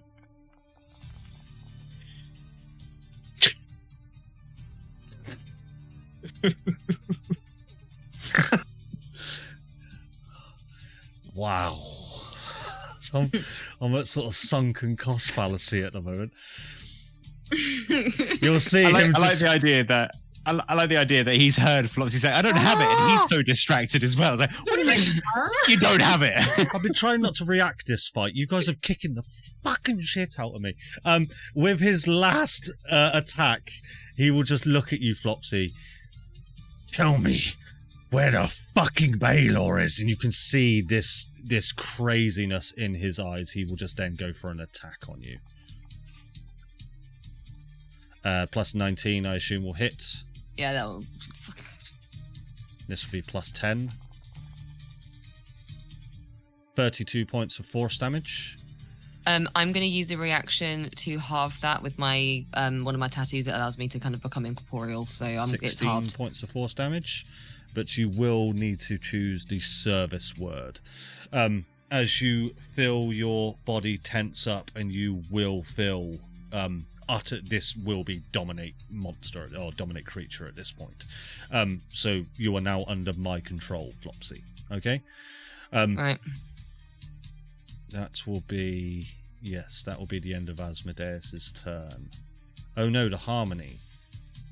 Okay, he will reach up and he will pull the Harmony closer and closer. You will see the ship come crashing down, and it will land right in this area. So I rolled for it a second ago. Oh no, not only Gob. No. So it will land. Oh, that's too big. Bruh. The Harmony airship will land in this location. You will all see it as it comes down through the city, destroying rooftop after rooftop as it just crashes down and splits into 1,000 pieces in the center of the city. Right there. So that whole area is now off bounds. You'll see that Primus will take damage. Gob, you will need to make a dexterity saving throw. No, but that's like the spirit of the child. It works like the ship of Theseus. We can put it back together. Oh, God. Super glue, please. I cast super glue. What I will say, Lugus, is Primus looks like he's on his last legs. What on earth is Gob's deck save modifier? With a 35, this ship just goes like that, and you just go, sort of walk off. As it just... you're on a quad bike. This is easy for you. You just go, yeah, fuck it, with a 35. Thank you. As this ship just goes, it just crushes. I don't know what it is, but something is giving me massive boosts to saves. Yeah, it just absolutely crushes into the granite in this area, and the ship is absolutely decimated. Wait. I was just about to go. I think I know what's giving people save boosts. I think I know what's giving people save boosts. What? Is it Primus? No, Zorble's right there. Oh, fucking brilliant. I mean, Man's a pally. I mean, that's. I've been getting huge.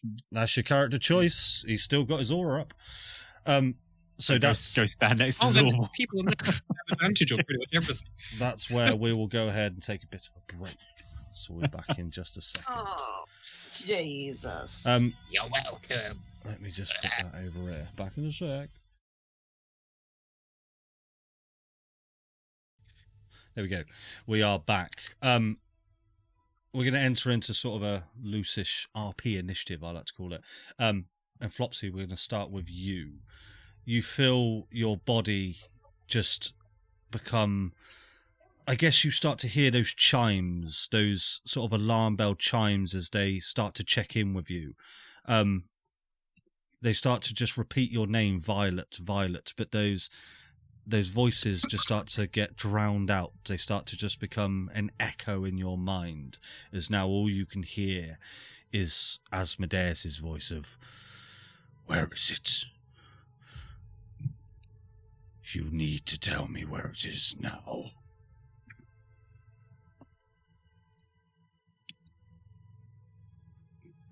Can I fight that? You can in a moment at the end of your turn, but if you want to just not reply and say you want to fight it, sure thing. Yeah, I'm going to do that. Okay, roll me a Constitution save throw.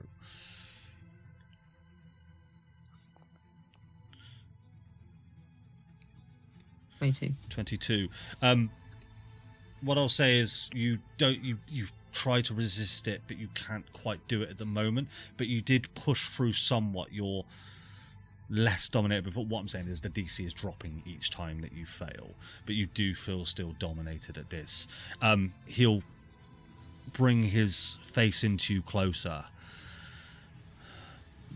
Please, I'm asking nicely. I don't want you to die. Insight check. You can make an You insight want check. us all to Lucas. die? What bullshit is this? I mean, I'm fairly certain I know the answer.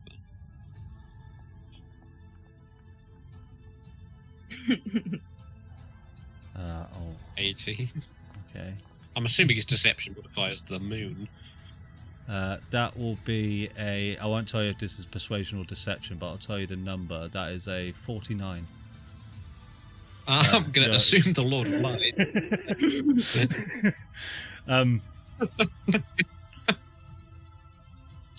I will make you kill the ones that you love. Violet, tell me where it is. I'm going to keep fighting it. As much as you'll allow me to fight it, I'll keep fighting it. So just no reply, just keep fighting, yeah? Yep.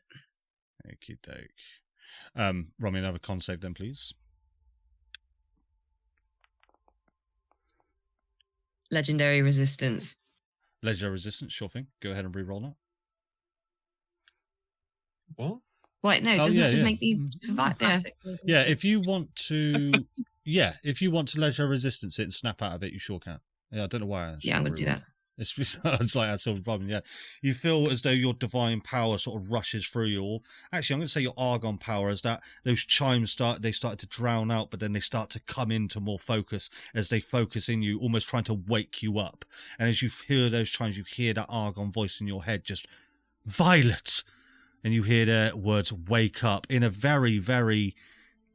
in a voice of the Argon you haven't heard before, a very human-like voice. It was normally chimes and it turned into words. Now it's turned into full sentences, like you are really becoming attuned to this thing now. And you sort of shake it off. You can see Asmodeus staring straight at you. Is there anything you would like to do, Flops?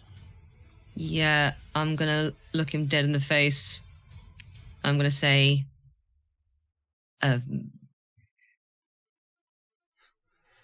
up your ass, and then bonus action disengage and fly off. And fly off? Yeah, where you go? I am going to go... I'm just going to go up, I think. I'm going to take him as far away from the Baldur as possible, if he's going to follow me. So yeah, I'm just gonna fly up. How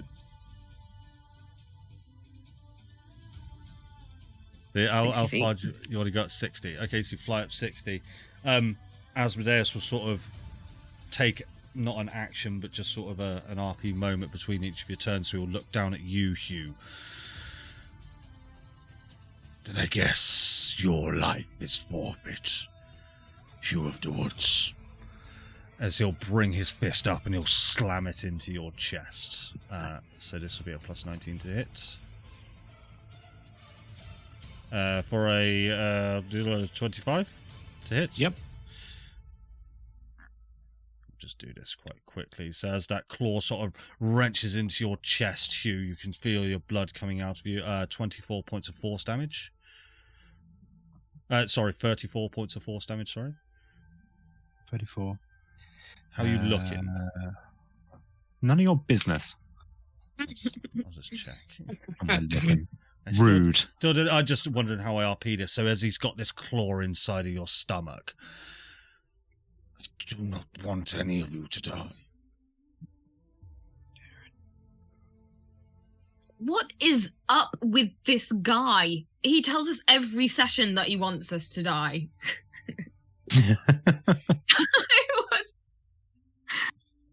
Stop gaslighting us. Any rebuttal, Hugh, or what would you like to do, sir?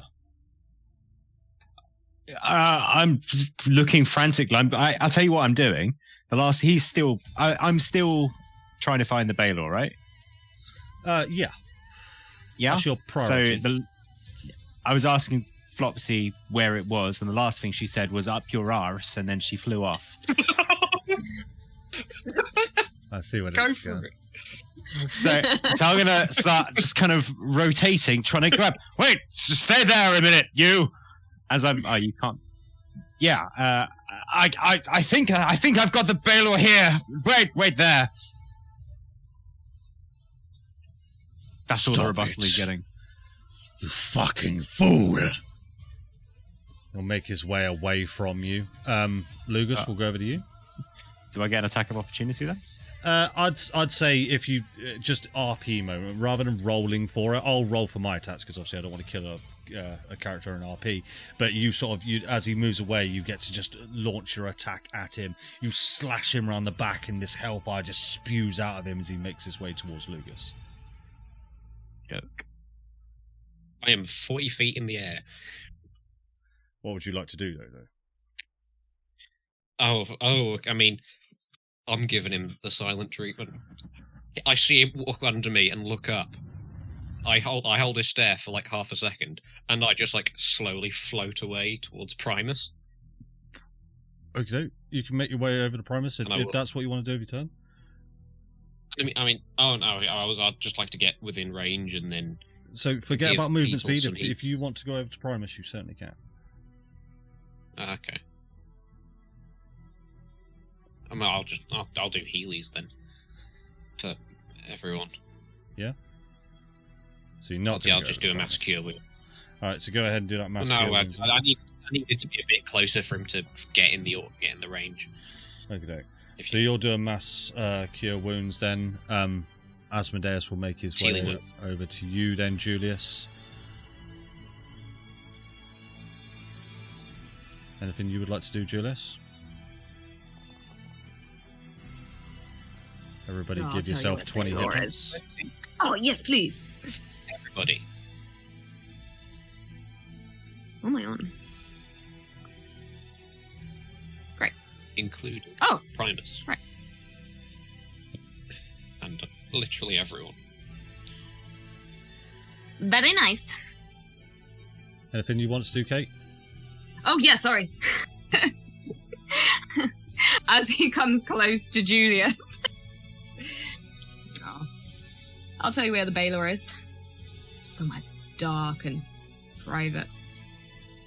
And then I'm gonna grin and fly off. Okay, as he does, he will use his reaction to pull you back down. Come. Fuck off, man. And then he will make a strike at you then as well. So you'll take 8 points of psychic damage. 8. Yes, 1 second. So that'll be 30 to hit. Oh, wait. Oh, God. Sorry. My brain So you will take a total of... Wait, because I've made an image, 45. though. Yes, because of mirror image. Sorry, Which I I don't know why I'm always rolling forget this. how it Roll a d20. I roll a d20. It's been such a long time since I've used this. I can't remember how it works. What does that do? That, I believe, will actually hit you. Ah, balls. Bollocks, That's annoying. Where is the... Oh god, we always get so confused by it. No, you must roll a 6 or higher. So yes, that will still hit you. God! So you will take 45 points of necrotic damage as he wrenches his claws into you. He looks up to you. Yes, 45. He looks up to you, Violet. Your choice has been made. You get a sense that he is just going to attack Julius over and over and over until Julius is dead. So, what? Yeah, you can try. He's not going to do that now. You will all get actions to do things, but that is what he is going to do at this point. So he, with every single turn that he gets from this point on, he will attack Julius until Julius is dead. Can I take an action? Is that? Yeah. So when I say what do you guys want to do, tell me what you want to do. Whether that's an attack, whether you want to do something, go somewhere else. Like in RP terms and mechanical terms, tell me what you want to do.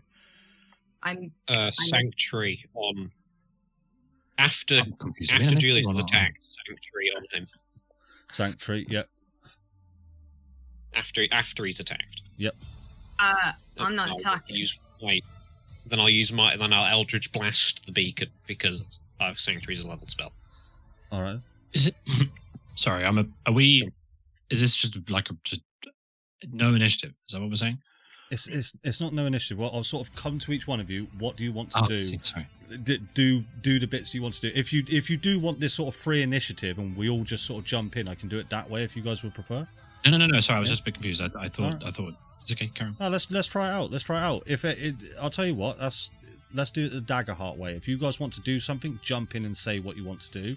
But I'm also going to do that as well. Is I'm going to jump in at certain points and activate my spotlight on Asmodeus. All right. I just wanted to ask Elgondo, in front of me, if he could cast an illusion. You'll see Elgondo, sort of the ooze now is sort of spread up him and it's now consuming him. He is mortal, and you can see it's hurting him quite a lot, but he just goes, "What do you mean?" Oh, I was talking about the one on the quad. Oh, all right, sorry. Quad Elgondo. Dashboard Elgondo. I can cast an illusion if needed. What do you require? Could you make it look like we got the Baldur? I don't know what it looks like, Gob. I don't even know what Baldur is. Do I know? I don't think you've ever seen it. No. I don't think, mate. Should have fucking shown it to me, guys. Akrath was here. He'd be able to know what a Balor looks like. Should have let me look at it. Fuck. I'll just shout, "Oi, Billy Big Bollocks! I got a Balor. It's in my trousers where I keep all the good stuff." Roll a persuasion. Well, roll a deception check. Okay. Against his Deceive the Lord of Light. Probably not. Oh my god. Sadly, he just sort of scoffs at you. Yeah, balls. He did the natural 20. With your modifying, All right. yes. Who else wants to Can jump in? Yeah, go for it. Can I take my action, please? Now. Yeah, what would you like to do? A Misty Step. You're going to try Misty Step, yeah? Mm. Go for it. Where do you want to go? It's 30 feet Misty Step, isn't it? I'll sort of just say, where do you want to go at this point? You can go wherever you want. I want to go away, man. Where shall I go? 30 feet. I can't see what's happening. Just don't forget about the 30 feet. Where would you like to go? Would you like to go near Flopsy? Would you like to go near the beacon? Yeah, he'll go towards Flopsy and Hugh, actually. Wait. Yeah. Hang on. Well, I'm up 60 feet, but yeah. Yeah. Yeah. Yeah, Right, so so I'll he'll Misty Step and then swoop straight up. And as you sort of just go and sort of scatter away and you fly straight up, you'll see Asmodeus just locks eyes with you and keeps locked on you. Anyone else want to take the spotlight before I activate mine? Do we still have legendary actions and stuff? I say this sort of trumps it. We're all getting to just sort of jump in and do whatever we want at this point, guys. So, Are we just assuming I deal some damage to the beacon with my blast? And it's something I want to do. oh, sorry, still. you wanted to do the Eldritch Blast, Luger. So as you just you cast those free, that sort of the beacon just goes and cracks even more. You do get the sense that this will roll me an Arcana check for me. Is it going to blow?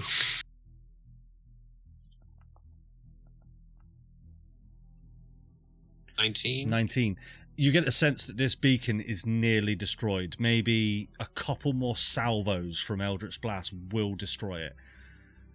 With a 19 Arcana, this thing is charged with immense amounts of divine power. That's what I'll tell you with 19. You can make your decision on what you want to do with that. But a couple more salvos will finish it off if you want to.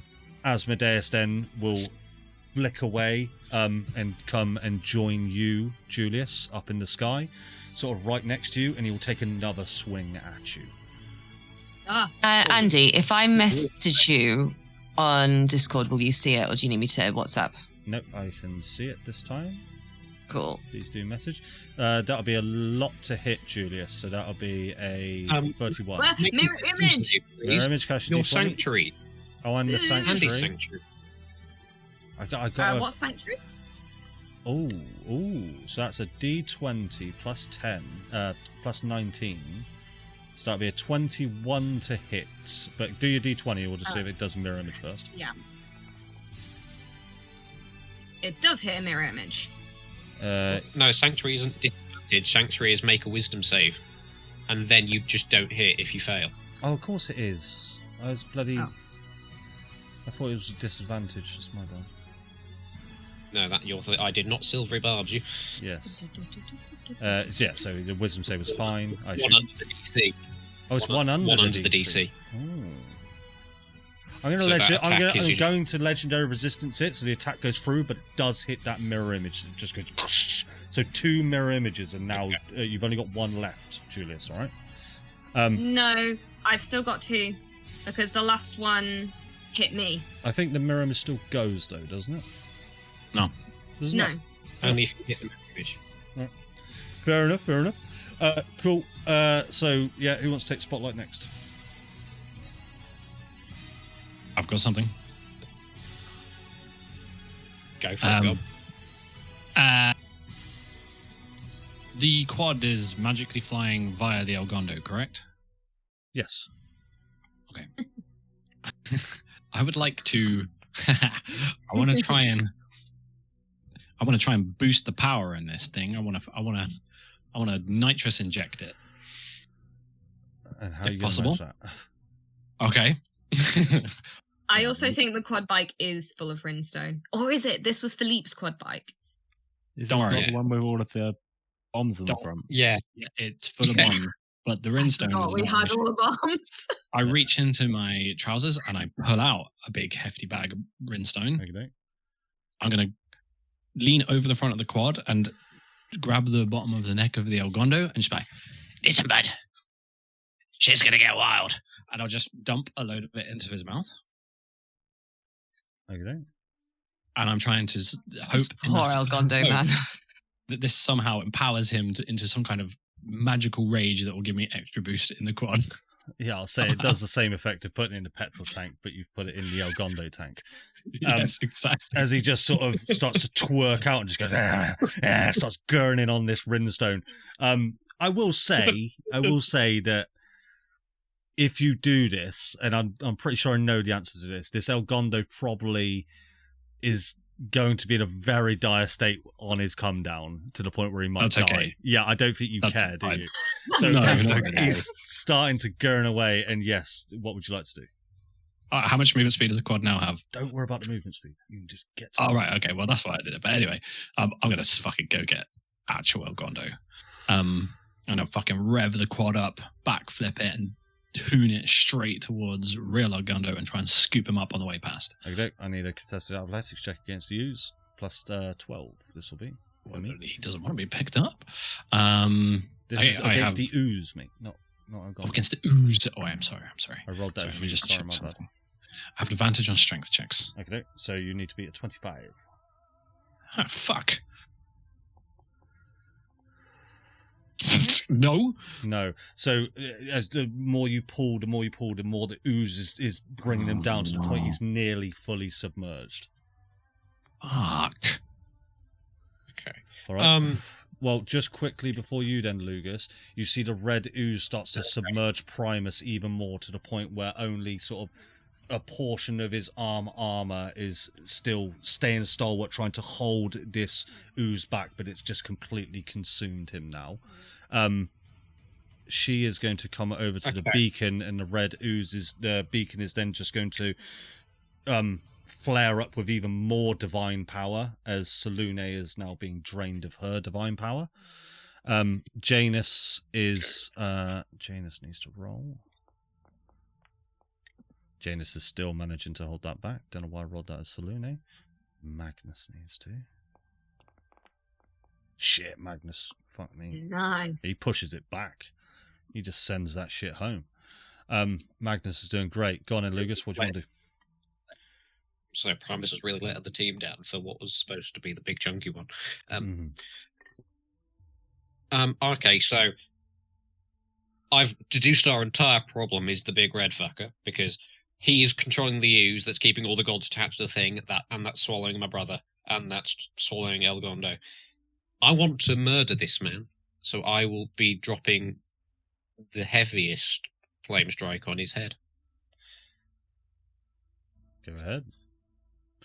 What I'll say then, just go ahead and roll damage for it. Just go ahead and roll all that damage. So, all the damage for it. Oh, that's too much maths. 8d10, isn't it? 4d10 each. Yeah, but I'm using the 7th level slot. Then 10d10. Each? No, it's 5d10 each. 6d10 each, so 12d10, sorry. Really puzzled. 12d10. Yeah, you get an extra d10 of each slot. Yeah, okay. That'll be plus my Radiant Soul twice, so plus 16.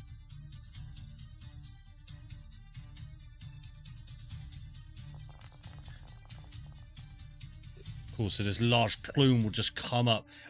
It comes up from the ground and sort of just catches Asmodeus all around the torso. As you can see, he's now just about to strike out at you again, Julius. But it's almost roasting him like a barbecue. He will go ahead and slash at you again, Julius. Go and roll that d20 for me. Leave me the fuck alone, man. Oh, he needs to make a wisdom save, doesn't he? Oh no, his sanctuary gone now because he. Yeah. Yeah. No, it only goes when Julius makes an attack. It's the I won't hit you, so you can't hit me spell. 19? No, that won't do it. It'll use his last legendary resistance then, so that's his final one. So we'll go through. Roll your d20, Julius. Yep. I think that's that's another mirror image. That's so another I've got mirror one. image, one left. Cool. Yep. They're going. Who hasn't taken the spotlight for a while? Flops. I sent you a message. Oh yes, sorry, my bad. All right, Hugh, we'll go over to you while I read Vicky's message. I mean, I'm still looking for this Baldur, but I have no idea where it is. Do I get a chance to save for this, or is this just the way life is? This is my life. This is the end of time. Where did we put that blooming Baldur? I'll be honest, it doesn't stay on the stat button. You actually do make a save until the priority has been achieved. So no, sadly not. This is right. you now, dude. I mean, everyone's in the sky, and I'm looking for a Baldur, which I assume one of them has. So I'm just, come, give me the Baldur! I'm just shouting. Could have made some more. Big man shouts out of the clouds.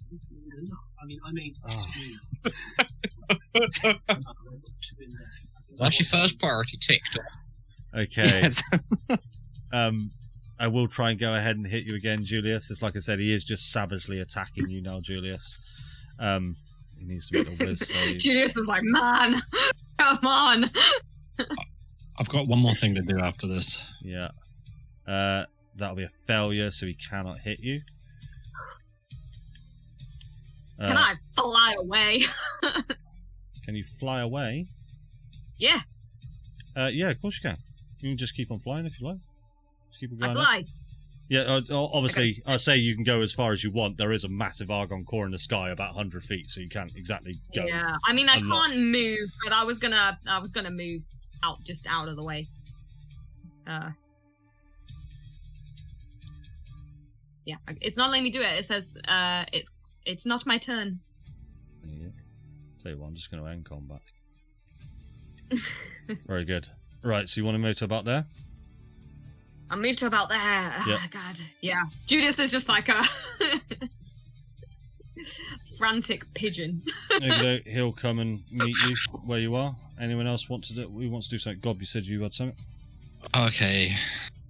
So trying to pull Elgondo out of this ooze is not working. And after everything Elgondo said to him before, he's like you can see Gob is like panicking. I want to do a few things here. They're going to be a bit wild. So bear with me. I'll let go of Elgondo. I want to rev the bike at the quad bike at full speed through the wall of fire.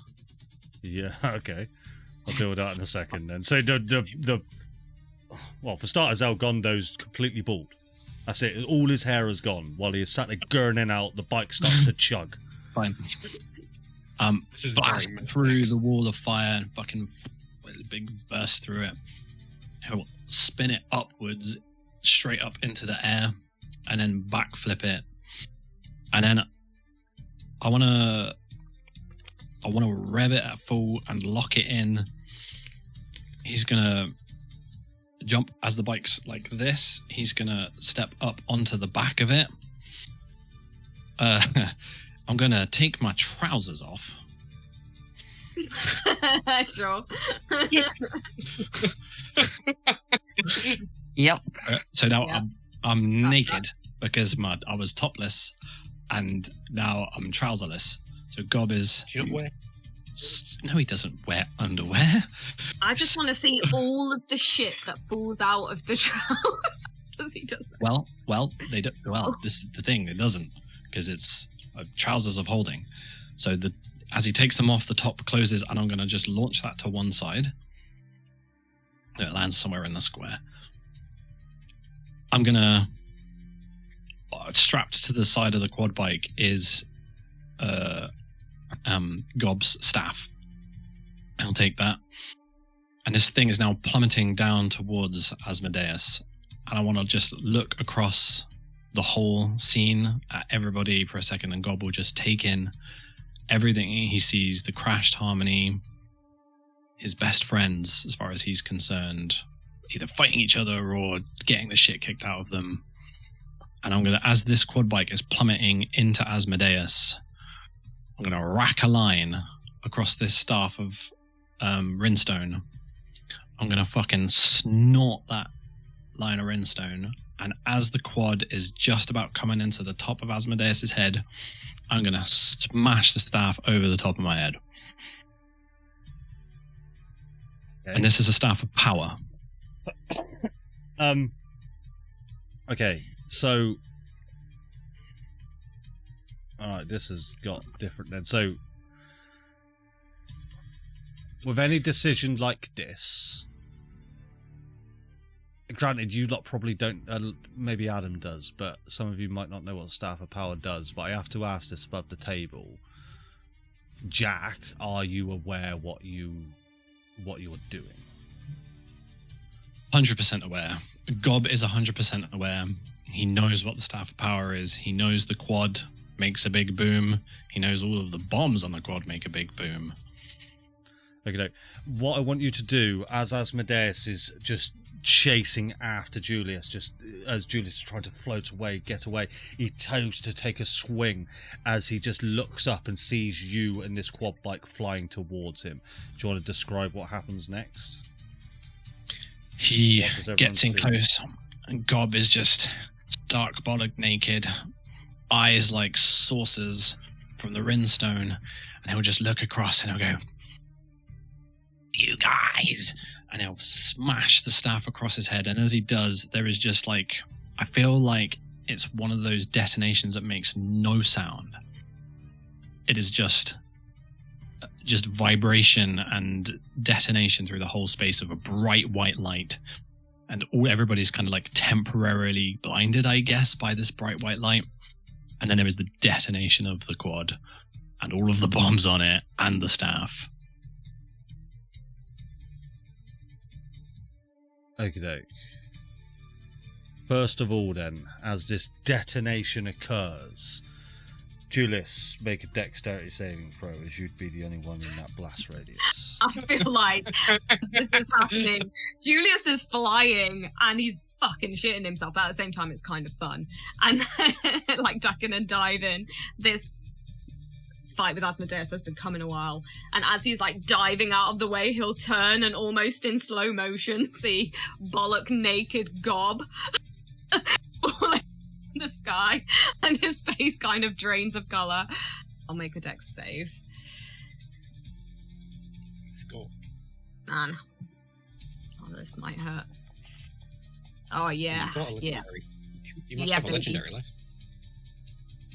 Legendary? What does? Can I use it? Oh yeah, of course. It's a legendary resist. Yep. Is that right? Yeah, if you want to use leisure resistance, you manage to essentially use your buffet your wings to get out of this Yeah, I'm blast. gonna.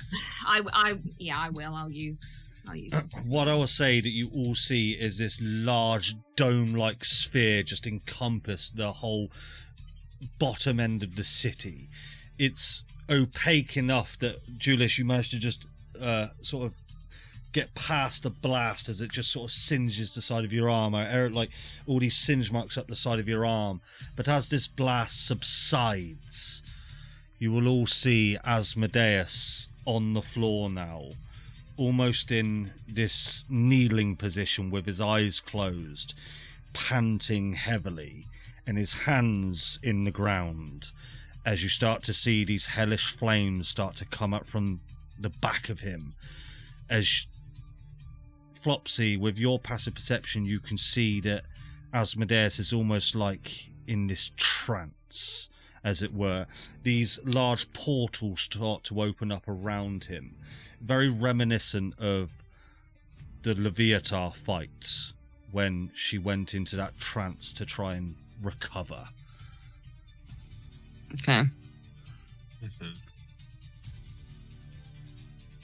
And I will also say, Flopsy, with your passive perception at this point, you will see two very, very tiny figures in the sky falling.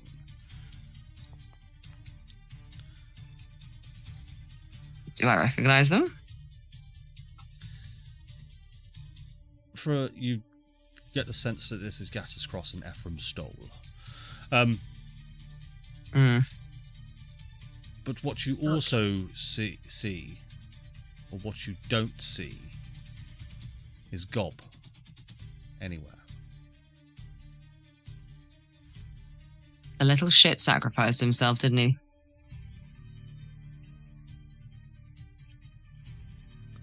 Only you wrote your name down in my book, then you could have had 1 HP.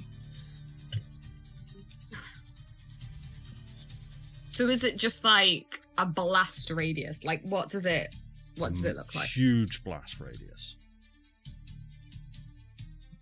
Well, Julius will frantically look around for any sign of Gob and just has this horrible, horrible, horrible sinking feeling.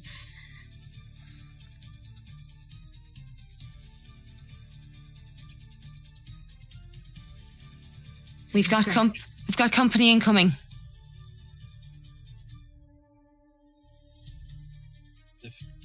Where? And I'm gonna look up. Yeah, and you will see that Gattus Cross and Ephraim Stoll were sort of both falling.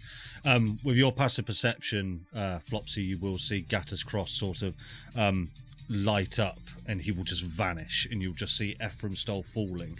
Now you see him, he looks like he's in an unconscious state. Ephraim or Gattus, sorry. Ephraim. Right, brilliant. Fair, they both look like Ephraim. No. So one looks distinctively like Gattus Cross. Oh, what Gattus? Oh, okay.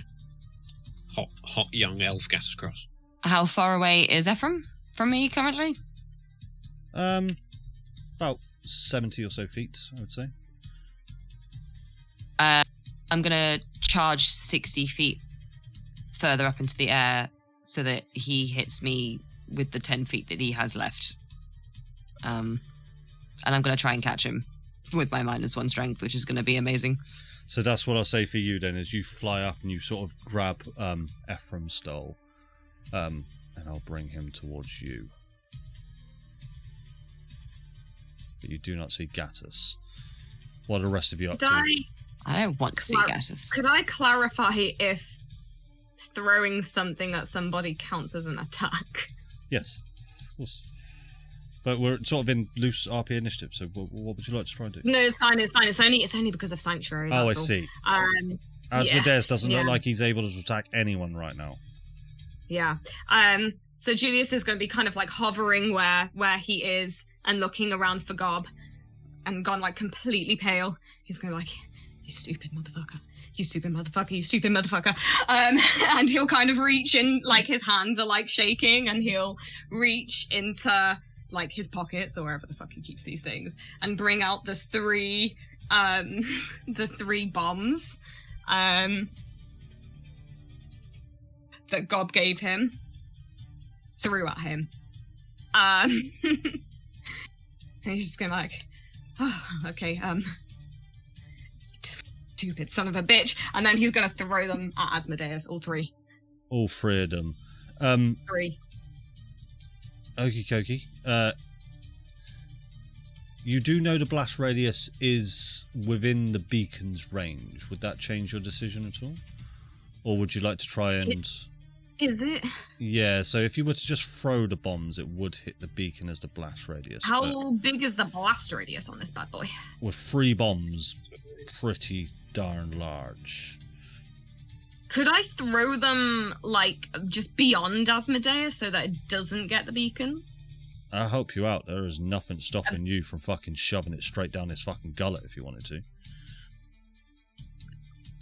That's a better idea. I'm just calling it out. You would see that as your character, Asmodeus is slumped over, trying Julius to is regenerate himself. Julius is about to throw them with his shaking hands, and he's, like, kind of half manic, and then he goes, balls, orifice, and lie down. What I'll say is, as you activate those bombs, they start to just go doot, doot, doot, doot, doot, as you just start to shove them in every orifice of Asmodeus. And just be like, it's time for you to fucking die, as he, like, shoves them in like, a rage. We'll get into what happens there then when those bombs go off. But then, Hugh, you feel that priority sort of just completely fade. What would you like to do? What have I noticed? Like, so I don't think I've noticed anything of what Gob was doing. You definitely noticed it. There was a huge blast. I would have been distracted by the blast, I'm sure, but I'm not sure I'd have any idea that it was Gob that caused this. I think so. Have the bombs just gone off then? That Asmodeus? Not just yet. Okay. They're Well, in which case, I mean, so yeah. So I see. Where's Julius? Julius is there. Yeah, Julius is literally like. Yeah, I mean, I think I'd run over to help. In which case, I'll run up and attempt, just unaware that he's got Julius's balls in his mouth. And I'll run over to attack Asmodeus from behind. Okay. Lugus, what are you up to? So as you run up, you start slashing away at the sort of the rear end of Asmodeus as he's just taking every single hit. You're just slashing and slashing away, doing sort of maximum damage every time you do, because there's nothing impeding your strikes. There's nothing impeding this damage. But you can just roll a perception check for me quickly, Hugh. Oh, 1 second. Sorry, I've gone to get my camera.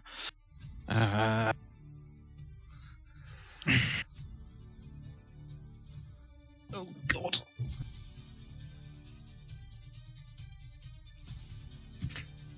Right, sorry, perception check. Yeah. Leave you. So 14. I'm going to say 14, you don't notice too much, but perhaps you get the sense that Asmodeus is in this state that he is so thoroughly damaged that he needs to regenerate. But because he is who he is, he's also recoiled like a bit of a bound-up snake. I'll say that much. Lugus, what are you up to? Recoiled like a bound-up snake. He's sort of just bound up, ready to strike something. Okay, I'm assuming he isn't humanoid, so that spell won't work. He's not a humanoid. I mean,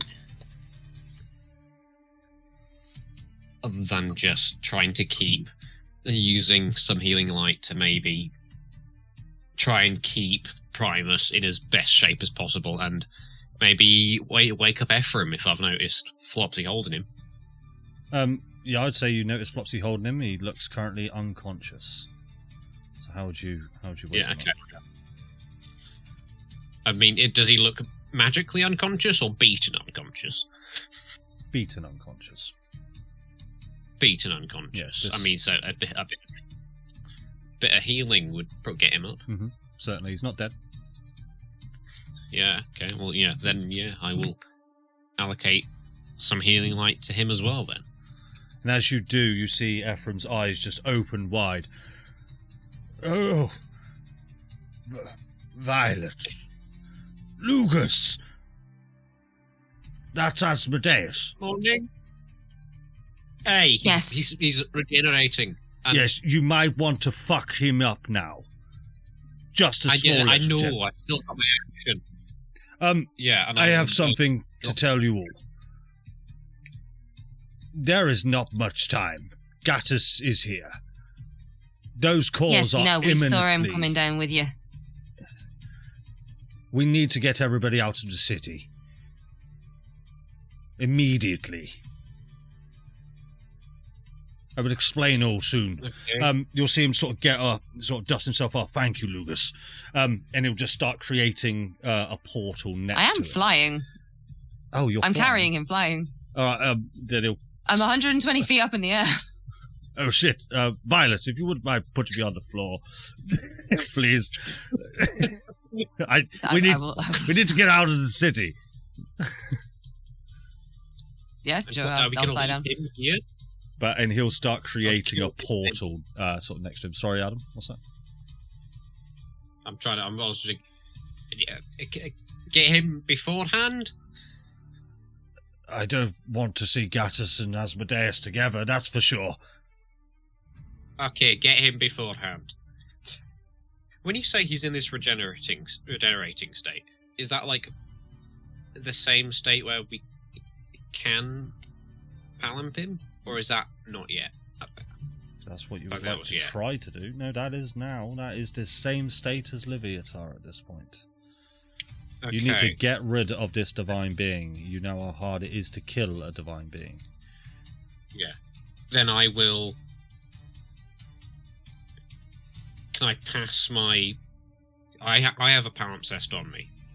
Because one was given to me and one was given to Flops. Yeah. Flops has Leviatars in it. I think mine's empty. I don't.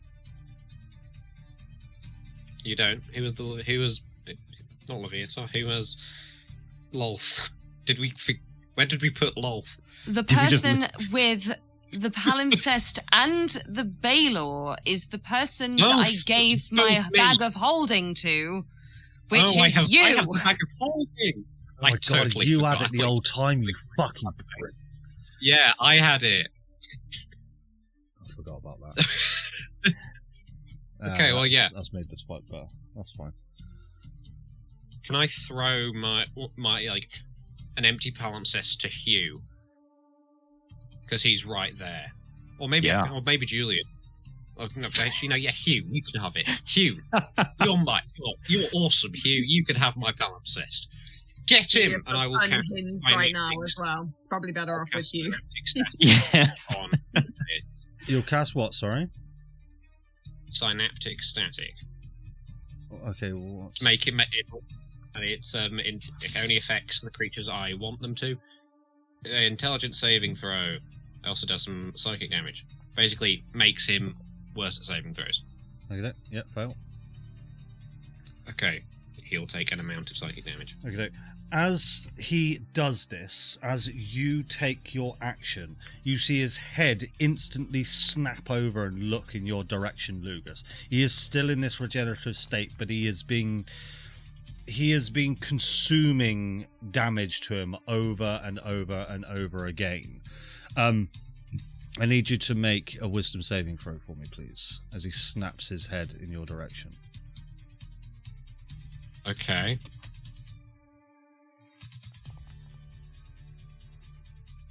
That's a failure. A legendary resistance. That. Legendary resistance, okay. You'll take 8d12 plus 62 damage. 57. Fast, I hope. Well, yes, so 62. So it's 119 points of damage, so let's just call that 60 points of damage. 60 points of damage. Okay, yeah. I can live with You that. feel like this Amazing. is just one of Asmodeus's final sort of last-ditch attempts, blaze of glory type deal. He is trying to take one of you down with him. And I think he would just go, stop, all of you. No, stop talking. You've got my balls in your mouth. It's rude.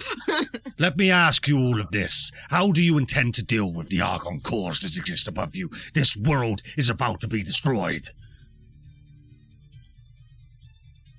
I've got a couple ideas. Just none of them involve you.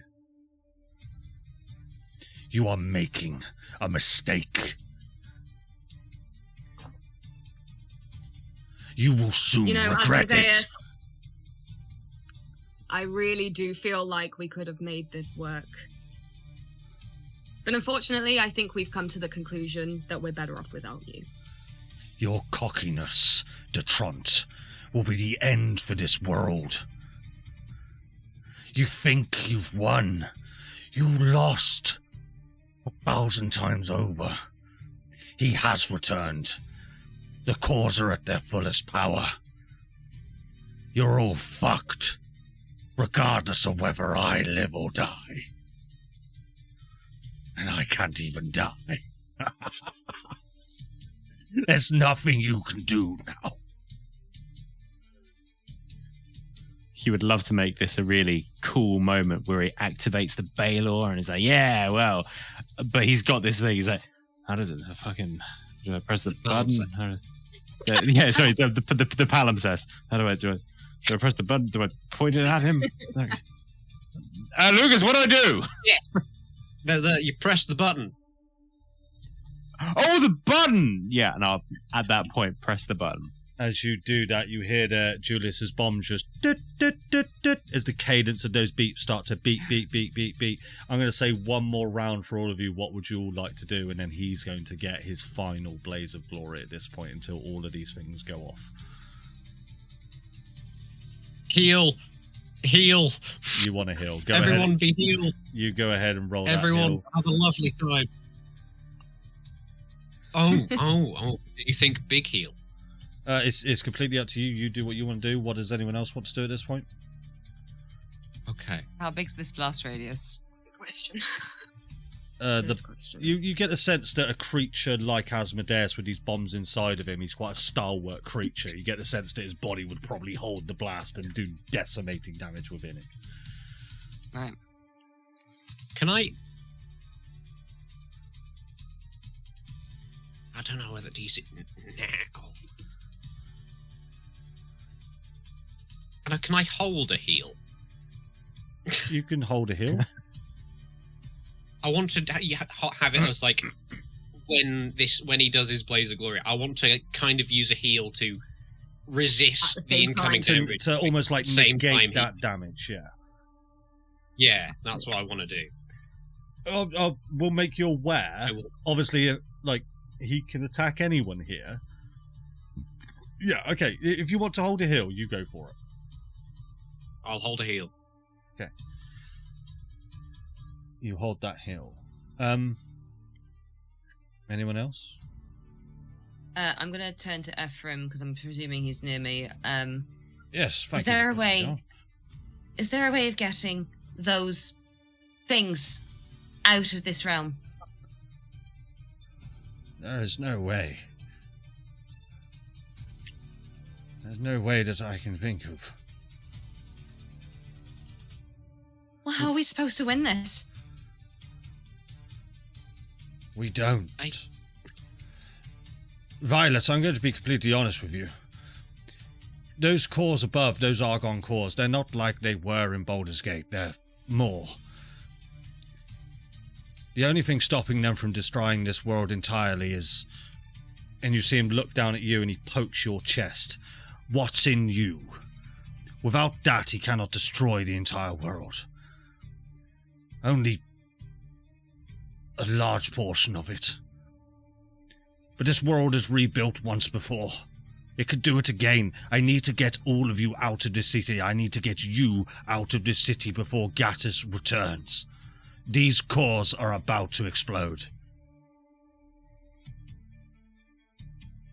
She's going to turn to Asmodeus. How are you going to do it? How are you going to get them out? Fuck you. Fuck you.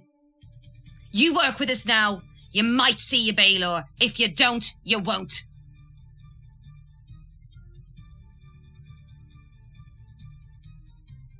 Use the Baldur. Do it. Send me back. No. Then fuck you and fuck your world. I gave you your chance. If I can't have it my way, you certainly aren't having it yours.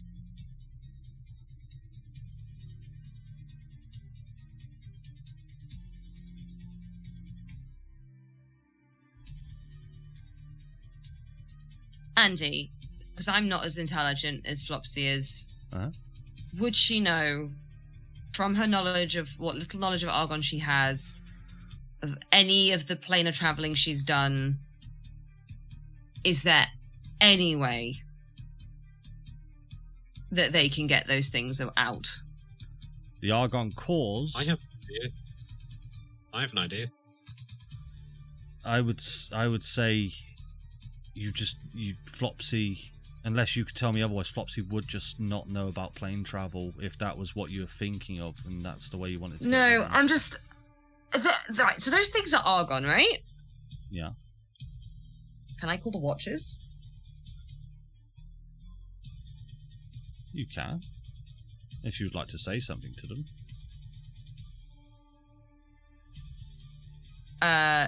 Yeah. How do I do it? Would I just innately know? Just Or say something. Okay. I'm gonna shout out to nothing. It's up there! Take it! We don't want that! And I'm gonna specifically point at the two things up in the sky. You will feel a voice emanate from somewhere within your vicinity. You actually see them up here in the top left. The figure that you saw in that world between worlds. And the voice will just... Cannot intervene. Confirm, understand. Why?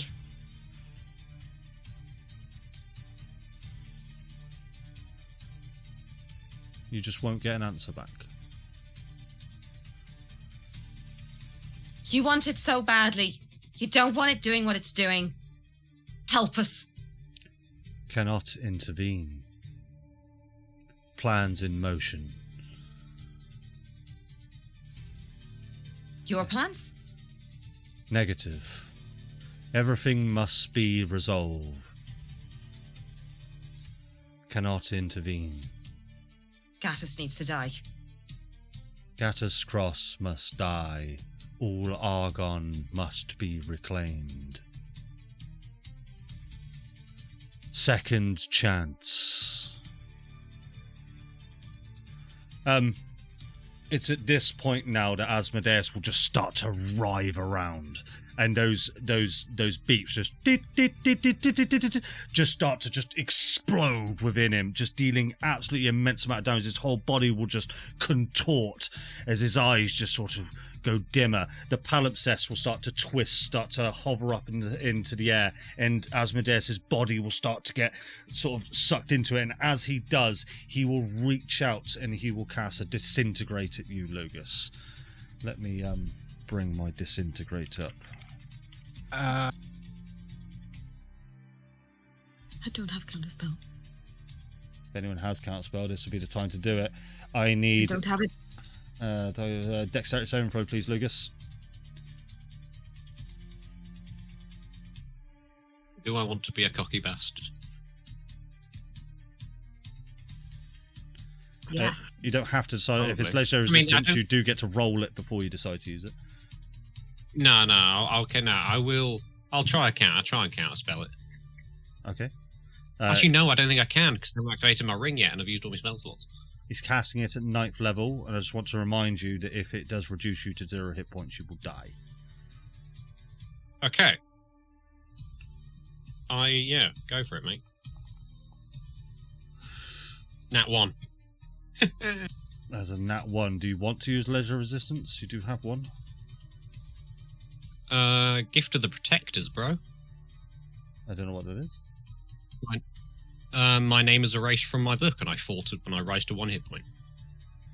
Ah, okay then. So let me roll the damage because it's fun for me. Yeah. And 6. So let's see. 7. So 1, 2, 3, 4, 5, 6. Plus 40. 98 points of damage as this ray just goes and just engulfs you, Lugus, like this, as you feel your life slipping away. Describe to me that thing that you just said that I can't remember the name of. Describe to me how that looks. I'd like to imagine, literally, like, Lugus does begin to, like, turn to dust. Before, like, actually, like, Thanos style. Yeah. With, like, I'm assuming is it green energy? Like a green... I always like, imagine it's purple, but yeah, sure. Oh, I always thought it's green in Baldur's Gate. No, it's not, it's red. It is red. Wait, so I imagine, like, a wave of purple energy goes over Lugus and it sort of turns him grey and this dust colour and he begins to fall apart. But then, like, I imagine at the tip of one of his ears, where the purple end finishes, it just starts to glow gold.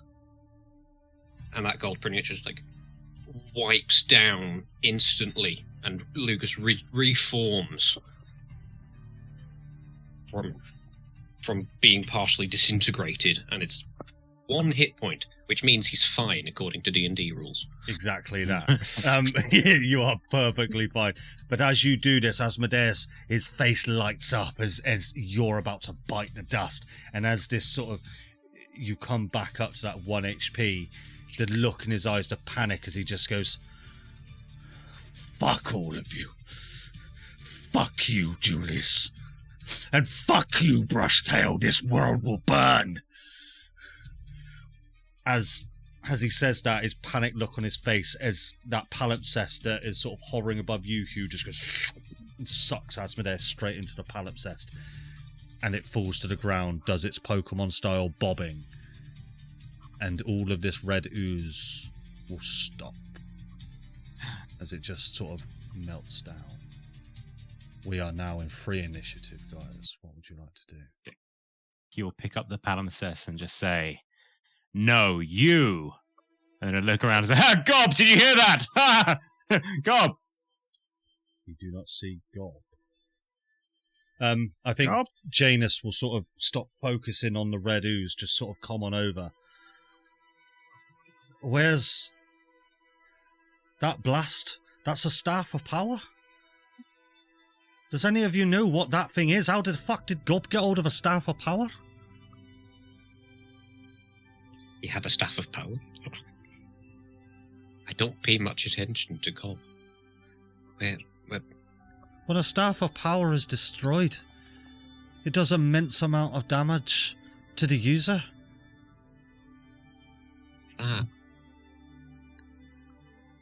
He's a tough nut. Well, Lugus, where is he? I can't see him. Where was he? He was over this way. I took his eyes off him. I think he was behind the wall of fire. Do I see his trousers? Julius is just gonna walk very silently over to where the center of the blast radius is and kind of stand there looking down and look all around for any trace of Gob. I will roll an investigation check. Don't make me do this. I'm so dumb. Yeah. If we don't find his trousers, I'm going to be really sad. Specifically looking for his trousers. Please don't make me do badly on this roll. 13? 13. You see like a scorch mark, like a sort of the center of the blast, a scorch mark, and you find a small pool of blood, and perhaps like some rinstone dust, and a patch of fabric, a brown stained patch of fabric. You get the sense that the one that sort of sits between, sort of right underneath his crotch. God, am I gonna have to play being emotional over the crotch of Gob's trousers? What? It's on theme. He took his trousers. He did take his trousers off before he jumped. He did take his trousers off. Yes, No, he did, but you always know that Gob has immense amount of things on his person. Random things, like you possibly get the sense that this wasn't from his trousers. It was from someone else's. He just had some random trousers underneath his trousers. How much blood? How much blood does it look like there is? Does it look like a smattering of blood, or like a lot? I would say there's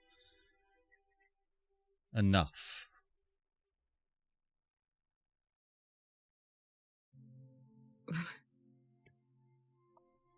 Julius will just kind of fall down to his knees next to the crotch and the pool of blood. And just kind of sit there a bit despondent, I guess. Yeah, I mean, technically Hugh is still raging, so he's just frantically looking around, turning over these market carts. He's like throwing them around. Where the fuck are you? Just frantically working back towards where he last saw him.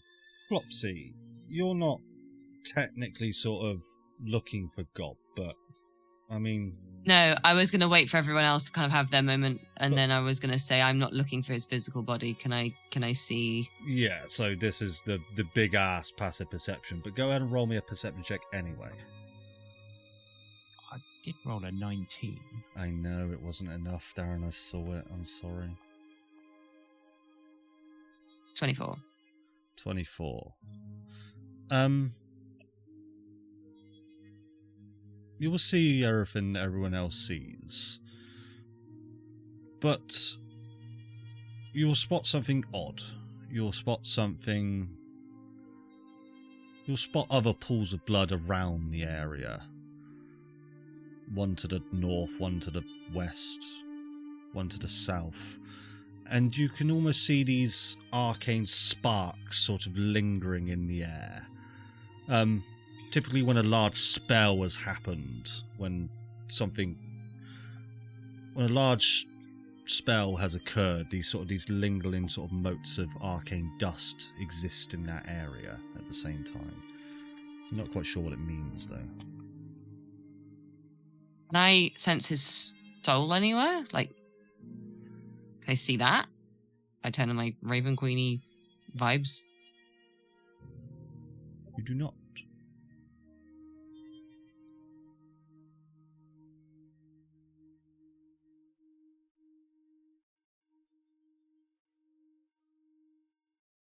So he's not dead. I would feel that. Perhaps.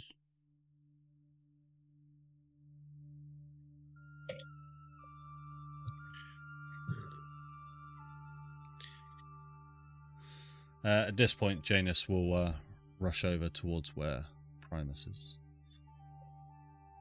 Yeah, I would follow.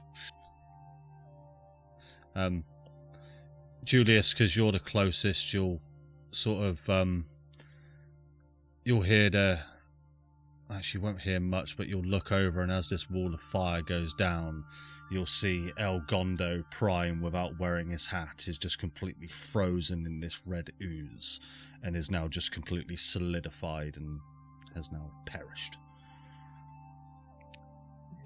No. If I look behind me, what's Lathander and Selune looking like? I'll get to that in just a moment then.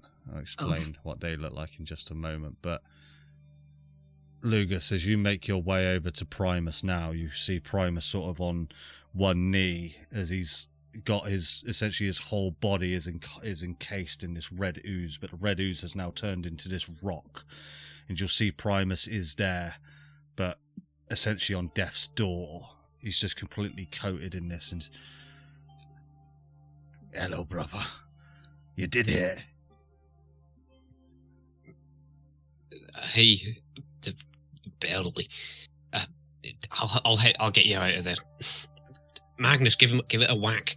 I'll keep him alive. As Magnus takes out his large greatsword and just starts smashing into this red ooze, it starts to crack away, break just like rock and granite, very tough stuff. And then Primus sort of falls out from it.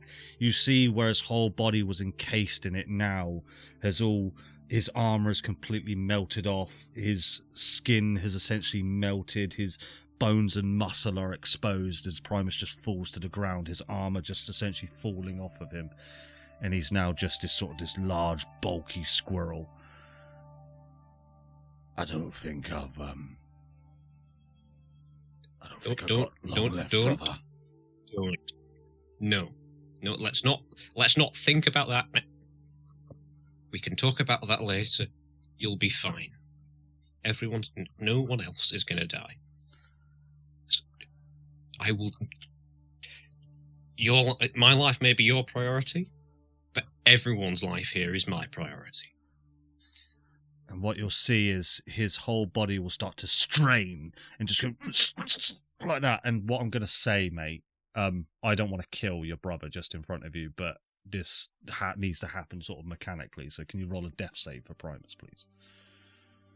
Okay. As the ooze has affected him internally as well as externally. Like he was on death's door when this fight ended. That's a fail, yeah. Do you want me to roll Can the I rest? heal him? What I'll say is,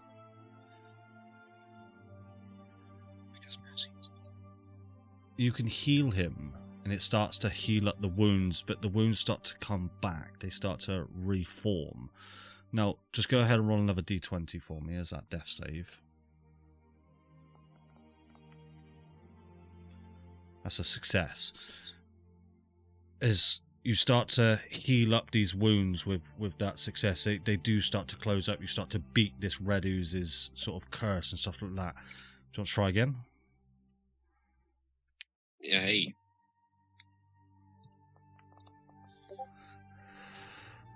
That is a success. You start to heal, you start to close up more of these wounds, you start to fight back. The red ooze is still trying to damage, or it's really not the red ooze at the moment, it's more the curse of it. The more you're trying to his body is just trying to fight against it. His body is trying to die, but you are trying to keep it alive. Do you want to go and roll another d20 for me?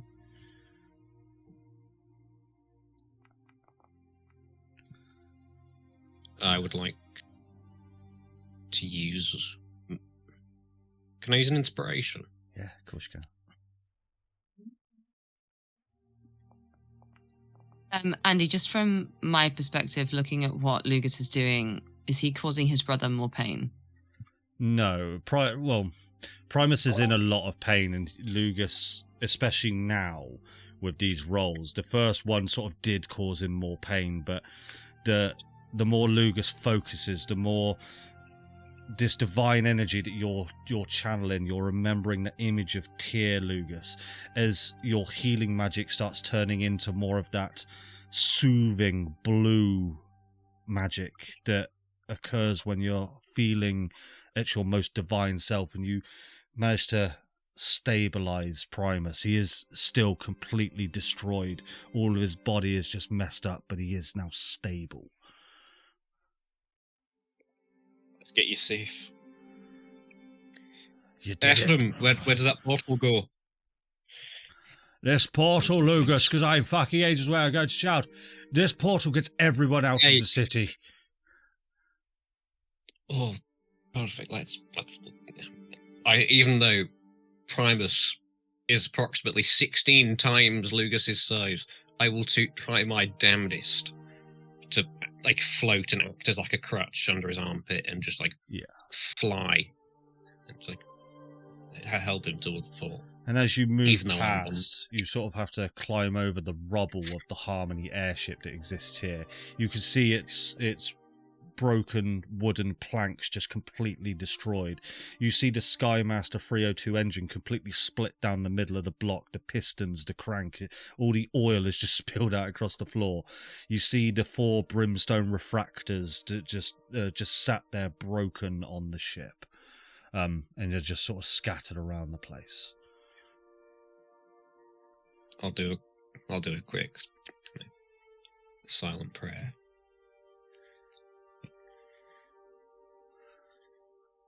Yeah, no, you don't see Harmony at all. Do I see the doppelganger? No, you don't. No. But Gattus will sort of look at you, Flopsy. Gattus? Sorry, Ephraim will look at you. Sorry, that wasn't a trick. No, that wasn't a trick. This is Ephraim Stoll. He will sort of say, "I have to get you out of the city. It's the We're giving up on this world.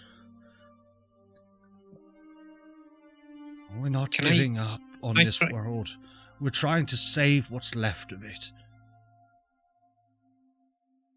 What Can I about... try something? Yeah. Now, this is just right off the top of my dome, but I am familiar with plane travel. Being related very closely to the Norse pantheon and Yggdrasil, would I be able to use my divine intervention and attempt to manifest the roots of Yggdrasil and drag the Argon cause? Or is that a big no-no? I'd say that's a bit too much of an ask for a divine intervention, mate. That would be... I like it. I like where you're going. I think that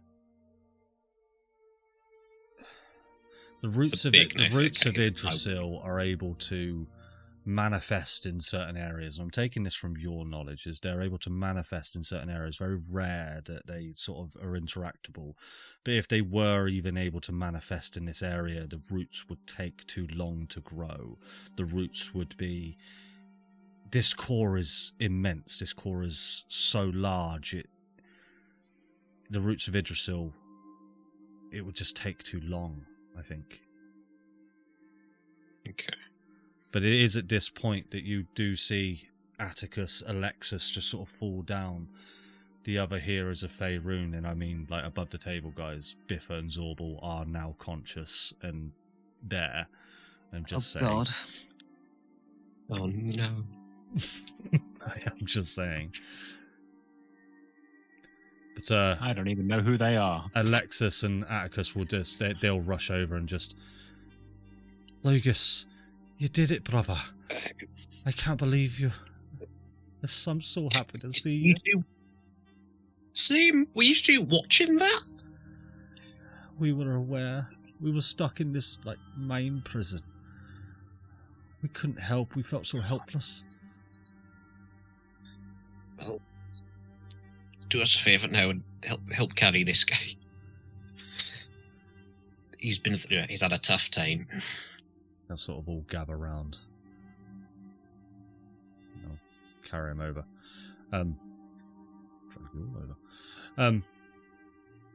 Cool. What does everyone want to do at this point? Gattus has a portal open. He wants you to get out. What are the gods? Sorry, you go down. Is there any sign of these trousers? I'm not leaving without the trousers. Not even. That's got Luffy in them. I'll say after a short search, in this hedge down here, Hugh, as you are adamant you are looking around, you will find Gob's trousers, and they're covered in blood. They're covered in blood. I think, yeah, he'll kind of fall. No, my sweet boy, no! And he'll kind of hold him up, and he'll go. As he breathes in Gob's crotch. Musty. As he kind of whimpering comes back over. I think Gob might have died. Are you going over to? To where everyone's standing. Well, you're not standing. Are you flying? Oh no, I'm on the ground now. Yeah, That's fine. I'm going back to Lugus and his brother and his brothers. Yeah. There we go. Julius, you did ask about the gods at the beacon. I was just gonna glance around. At this point, the beacon has now started to flicker, and it is now dissipated. And you'll see now that Lathander is just completely devoid of any life, and he is just now slumped over like Micah, and Salune is exactly the same. The beacon is still there. The beacon is now pulsing with this divine energy.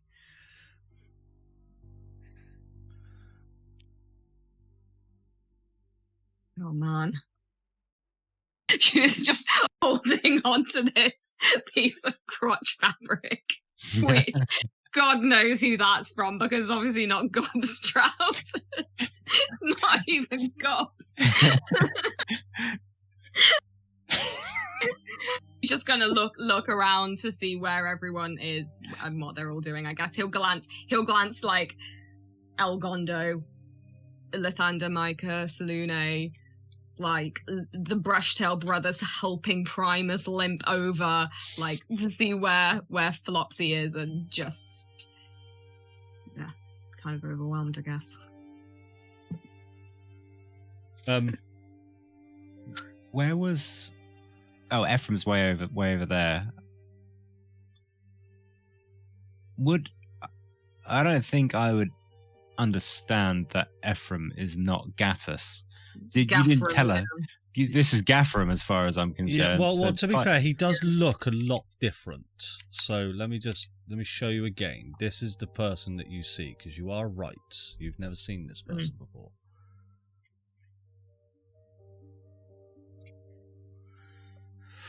I think he will look over to you all, and he'll see your puzzlement and confusion. Just say, "Listen, I am Ephraim Stoll. I'm led to believe that somebody else has been using my identity for all this time. It was not my doing. I know everything there is to know about Gattus Cross. I know most of what there is to know about those Argon cores in the sky. And I know that the only hope we have is to get this one out of the city and north as far as we can go." And he'll sort of look at Flopsy. "She has within her the final piece that Gattus Cross needs. And it is at this point that you will all see this rift tear open where Asmodeus once was, and Gattus Cross will emerge from this rift. As he looks over you all, you finally took Asmodeus down. I didn't think you would, but thank you all the same.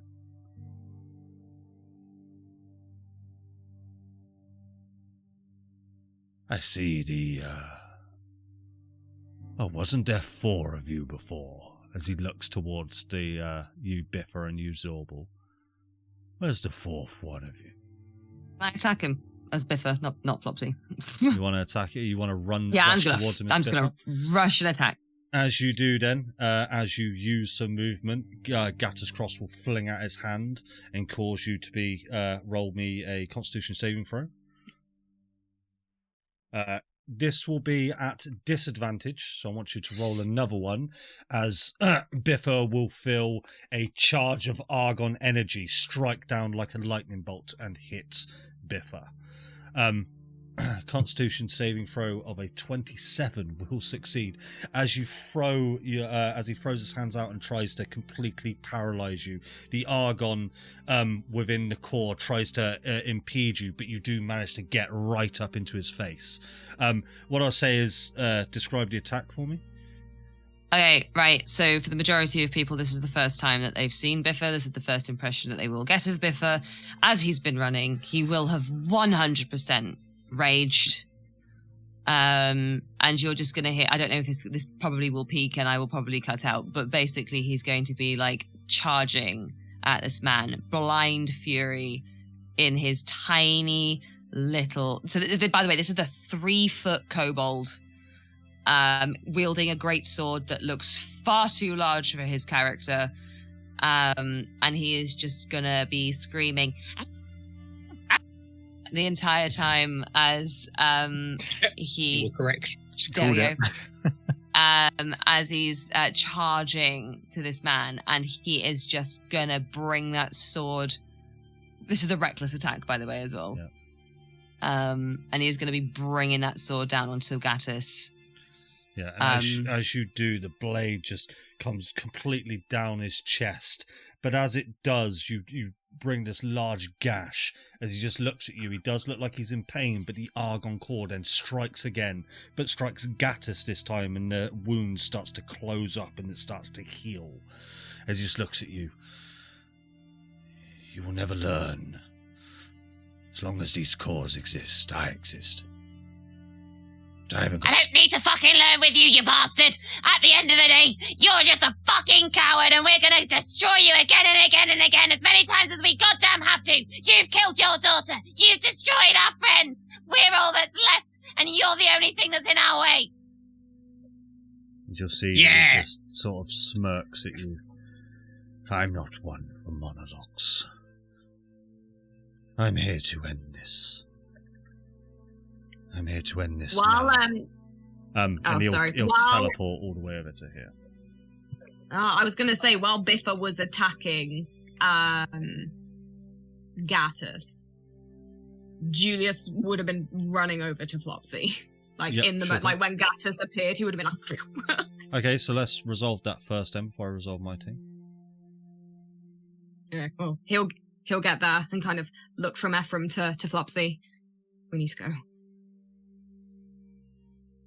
Uncharacteristically unemotive eyes will look at you.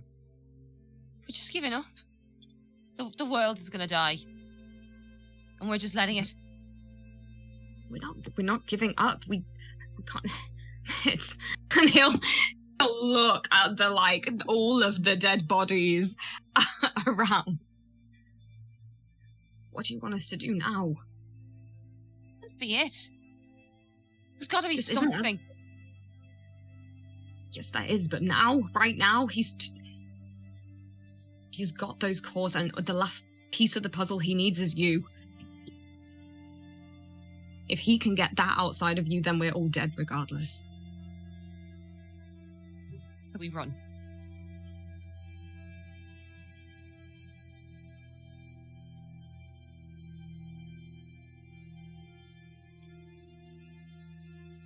It's my kid is near here. I don't want to run, I just want to keep her safe. Those things are going to explode without me. It just means the blast radius is going to be less. Don't you see?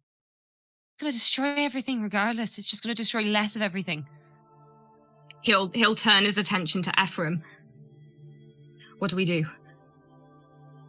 Get her out of the city. You must. And he sort of turns over to Gattus now, who is now looking down at Micah and Lathander as he grabs hold of Micah's neck and just sort of holds him up into the sky, this limp body. You will pay for what you've done. But you will be useful one last time. As you see this essence, this blue essence start to transfer from Micah's body into Gattus's body. That essence will then transfer off of Gattus and make its way up towards the Argon core. Once that essence has been sort of retrieved, he will snap Micah's neck to the point where his head is almost severed and throw him down to the ground. He will then do exactly the same with Lathander, but this time he will telekinetically float him above the ground, almost as like he doesn't even need to hold him at this point now. Lathander just sort of whimpers his eyes just slightly, like he's got some life left in him, as he tries to bring a spell out with his other hand, and Gattus just swats it away. You were there. You were part of the decision. And now you will pay for what you have done. And the same thing, he will start to siphon the essence from Lathander. It will become quick. The essence will flow through Gattus and up towards the Argon core. And as it does, Lathander's face will just go completely gaunt as Gattus just snaps the neck and throws him again to the side. And Gattus will then make his way over to Selûne. Lugus, it sounded like you wanted to go to something. Yeah. This beacon's still, like, vibing with... Vibing is the word, energy. Yeah. I really don't like seeing him do this. Can people go through the portal, please? Or I will just Do I get an idea of what would happen if the beacon was to be destroyed? Can I have it re-roll that Arcana again? Yeah. Okay. 14. It's better. It's better, but you get a sense there's going to be a big boom. And I'm assuming a big enough boom. Let's put it this swallow way. People nearby. Gattus can see that it's not doing so hot. He doesn't seem to mind. Okay.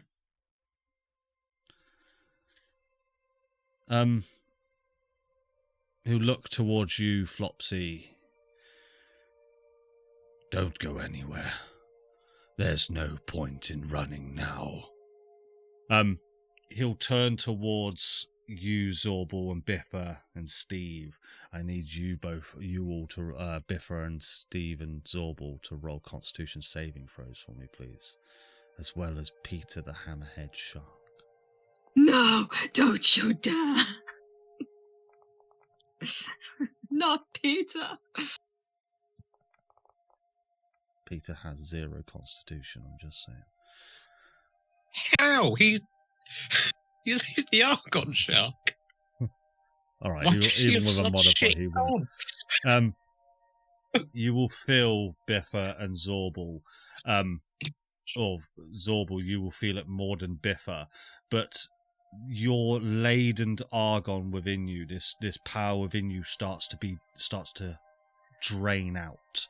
Zorbal, you feel as though the essence of argon, the thing that you found yourself powerful with just, 24 hours ago, just starts to leave your body, and it just gets completely consumed by Gattus as he brings it in. But Biffa, you manage to stay resilient. Some of that residual argon does leave your body, but you do manage to keep hold of some of it. Peter, on the other hand, will be completely stripped of all of his argon, which will be completely consumed into Gattus, and Peter will just fall to the ground, limp.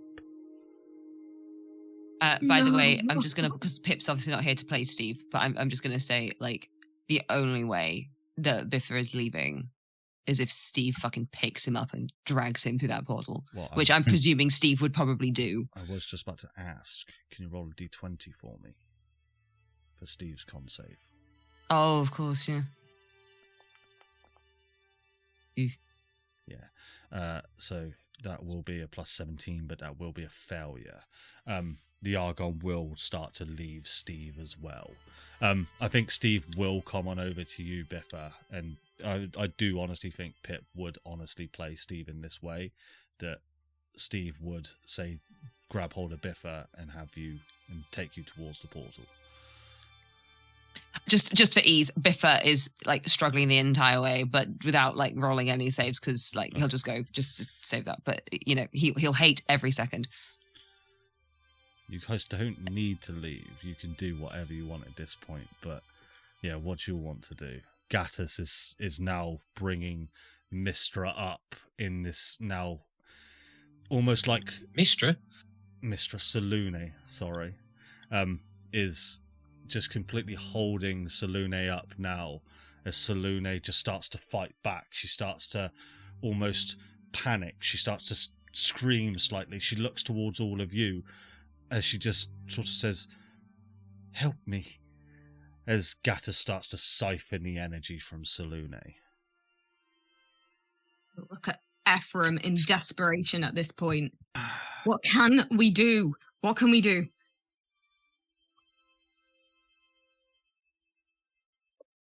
I don't know. Don't say run.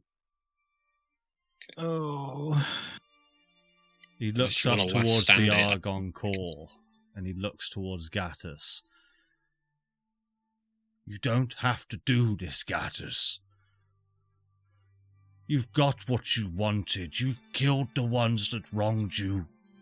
You've got all the power you could ever imagine. Build this world in your vision. Just don't destroy it. No. Please. For me. An old friend. Catus just sort of looks at him. You are no friend of mine, Ephraim. I am not finished with what I have done. Every one of you will pay. This world will pay for what it has done. You, Selûne, were there the night the decision was made. You didn't say no. And I know you didn't agree with it either. But that is just as bad. She was an innocent child. She had no part in any of this. She deserved to live. And you took her. And for that, you will die. As he finishes siphoning off that divine power, as Selûne just sort of looks at you all. As she looks at you, Julius. Fine. Yeah, Fine. he'll take a step towards Gattus and just look fucking frustrated, I guess, at both Ephraim and Flopsy and himself because he doesn't know what to do. And he'll kind of walk towards Gattus and be like, Gattus, stop. No. As Selûne just goes, find my daughter and save her. As he just then clicks his hand, Selûne's throat and neck just completely snaps. At this point, Gattus is in the motions now. He is, like you saw that when Biffa started to try and attack, he just took the damage and teleported away. He's going through the motions at this point. You fucking hypocrite. That's this fucking gay.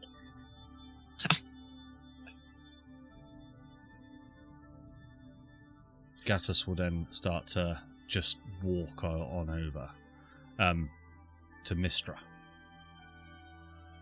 No, I'm not gonna let him do that. Yeah. Can Hugh, as he gets closer, can I rush at him and try and grapple him? You sure can. He will. But as I'm doing so, can I just reference this by saying this is not a Baldur thing. This is Hugh doing this. This is very much a human response. Okay. He will take a reaction to try and stop your rush, to essentially try and stop your movement, which you can do as a reaction. So I'll treat this as in just putting his hand out and grabbing you by the neck as you rush into him. So roll me a contested athletics check for me, please. I am still but you will do this with, well, roll it as normal then, as this Argon lightning bolt will just hit you. You won't take any damage, but just roll it as a flat roll. This will be a plus 12. Ooh. 18 versus 33.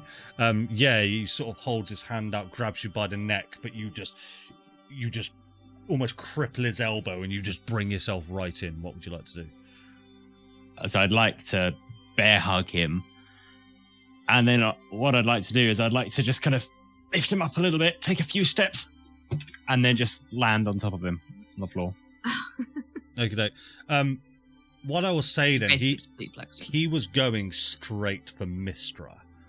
Yeah. And you've impeded that. So in fact, what he's going to do is completely vanish from your arms. And he is going to make his way over here. He's essentially fast stepping over to here. Getting up, I'd like to kind of usher Mystra. Go, portal!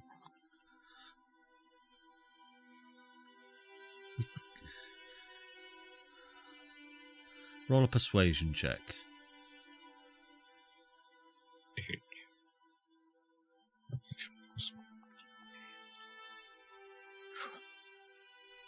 It's 14.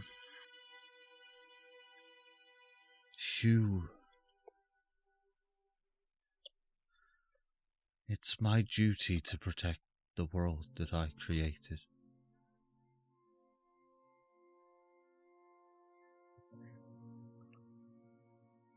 How is dying going to protect it? We need to regroup.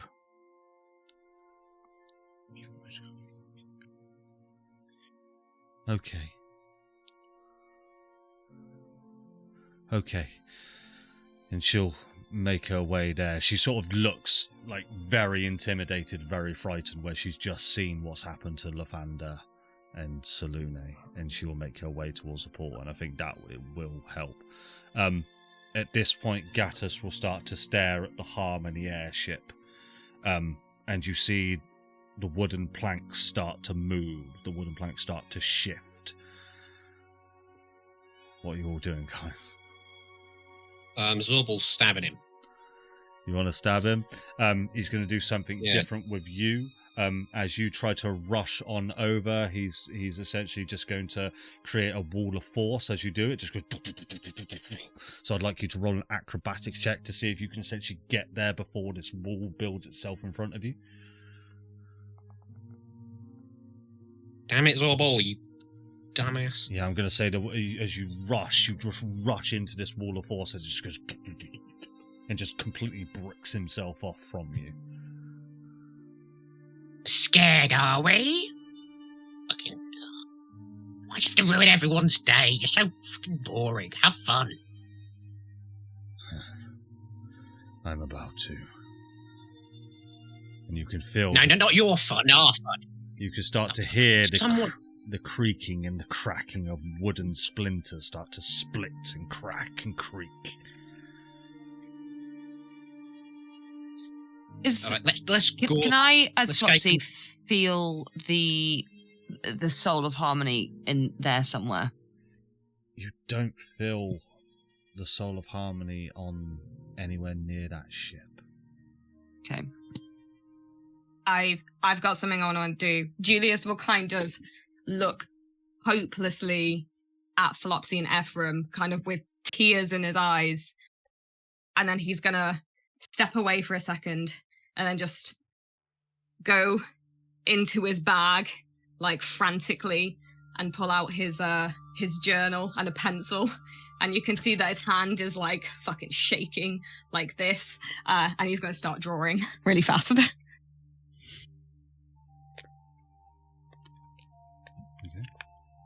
I'll even roll you the performance check. Yeah, please do. You'll see that Ephraim now just goes, "It is now or never. We either stay to fight, or we live. For how long, I don't...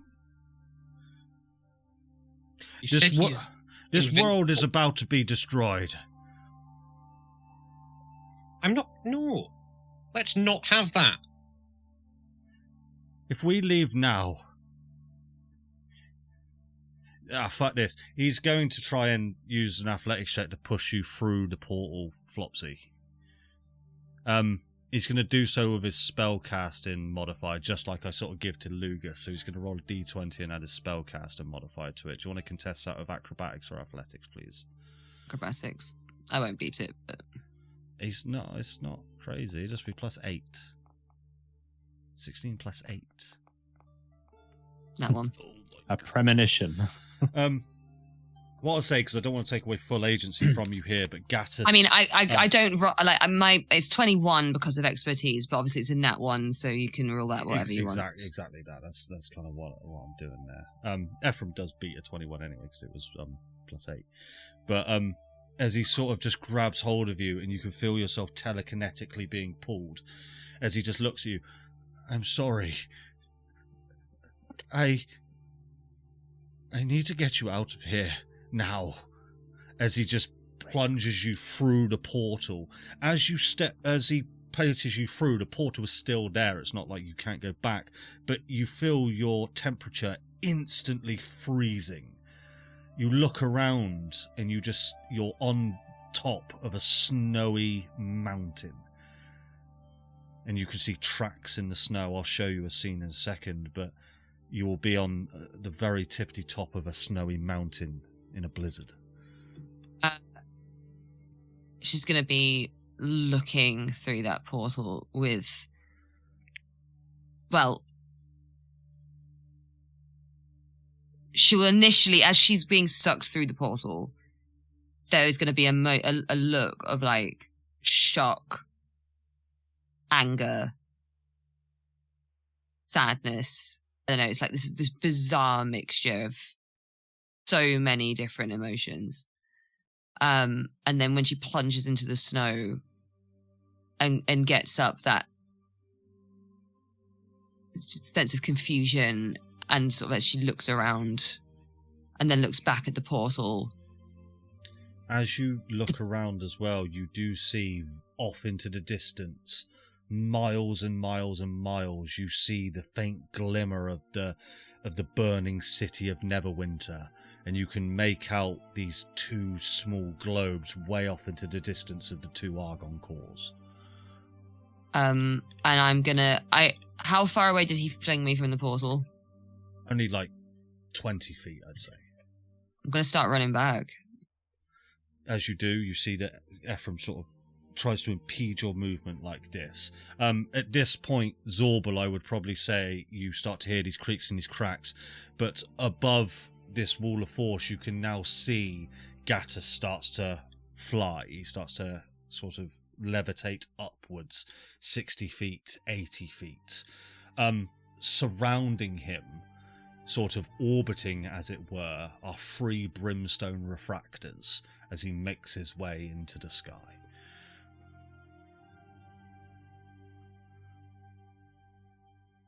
Four brimstone Can I refractors. fly up there? How close do you want to get to him? Well, I've got to get pretty close to do what I want to do. Okay. So Julius will kind of... Do me a favour, Well, he'll just look- quickly. Just roll a d20 Yeah. for me and add your initiative modifier. Oh, God. Oh, mine's with advantage. I don't know what my initiative modifier is. Where is it? It usually just does it normally. +5. Whatever I rolled, +5. So yours.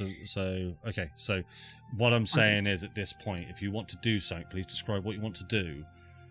Okay. And well, Julius doesn't Julius- know this, but Gattus will get to act first. I know. Well, I don't know.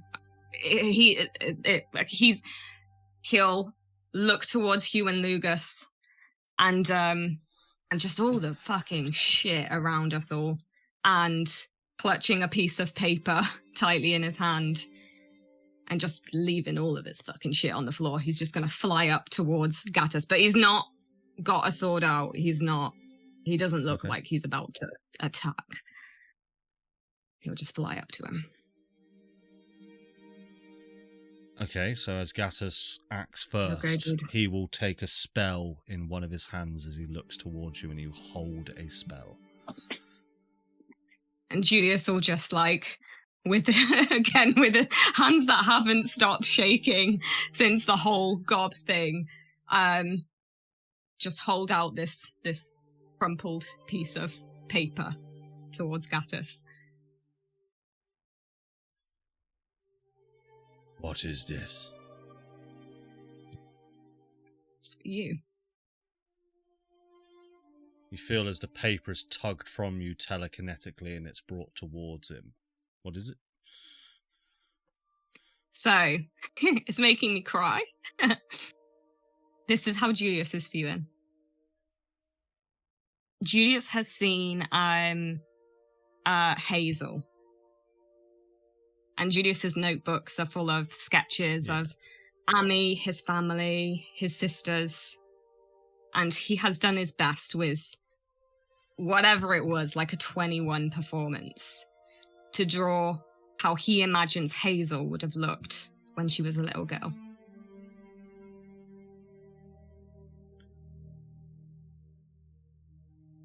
You'll see he sort of takes the piece of paper.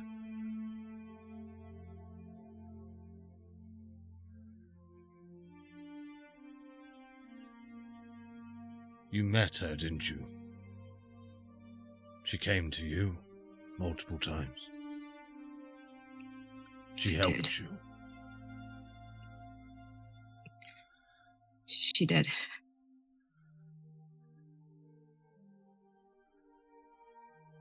Julius, I cannot forgive this world for what it has done. Not asking you to forgive anything. I know I couldn't. I'm just asking you to remember the person you were when she knew you. When she was like this and small enough that her little fingers would wrap around one of yours. I do remember that person. But I am going to finish this. I'm going to finish this for her. But I'm also doing this for me. This world has been governed by divine deities for longer than anyone knows. Every decision, every action that you take is fate. Some say it's been written. Some say the gods already know the plan. If they do, they have already seen this. My new world will be better. Nobody will live in fear any longer of anyone intervening. People will make their own choices. And little girls like these won't live in fear that somebody will just come along and snuff their life out because they didn't belong. As much as it pains me to say this,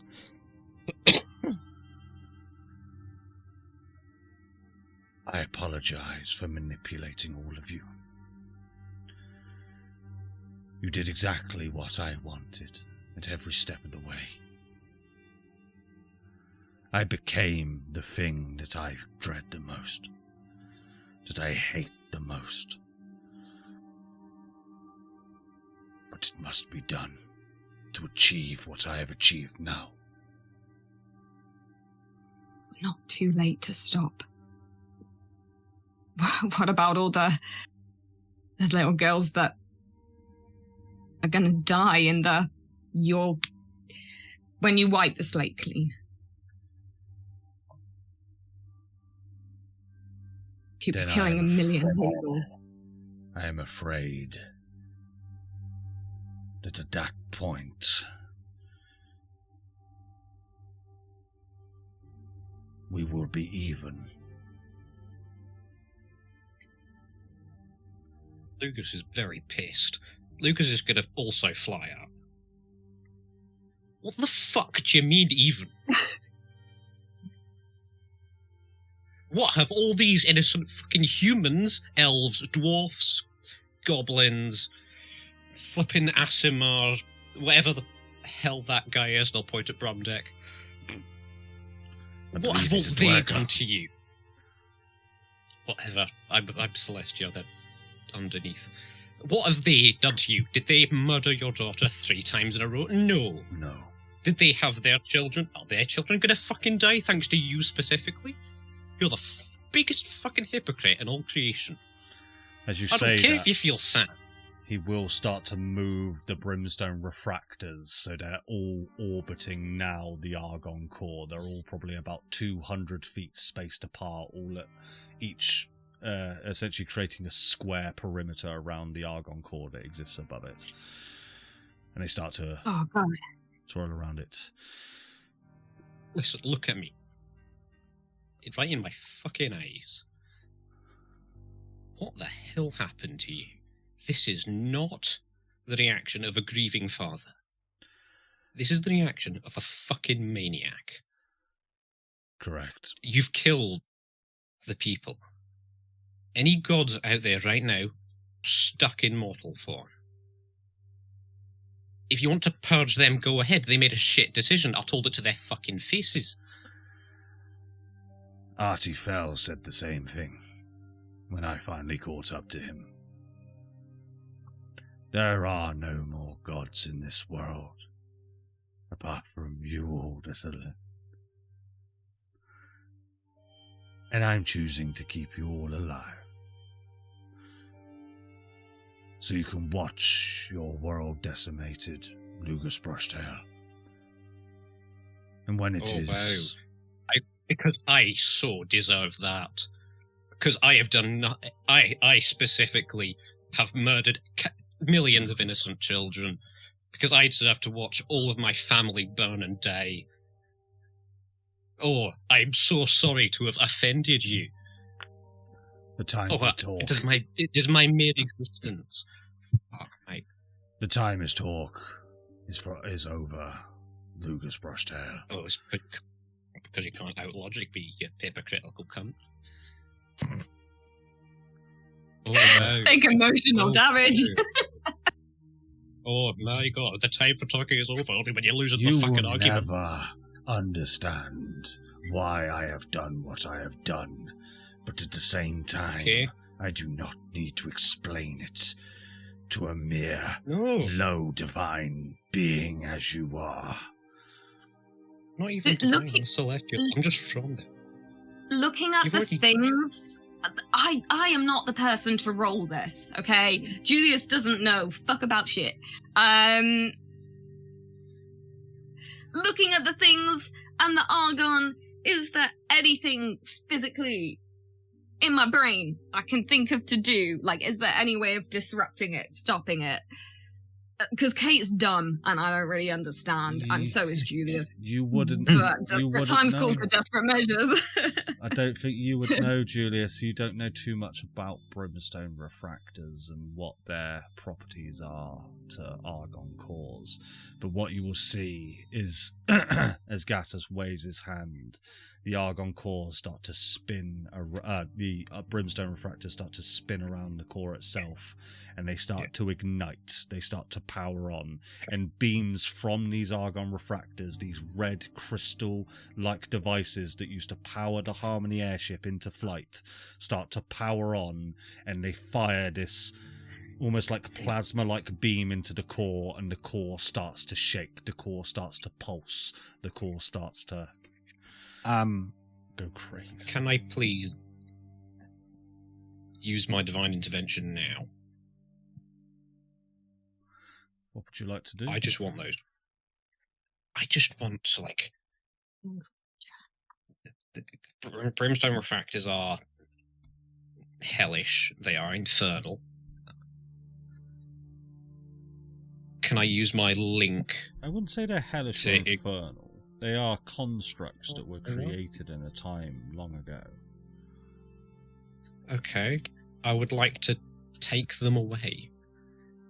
I am a god of justice and law.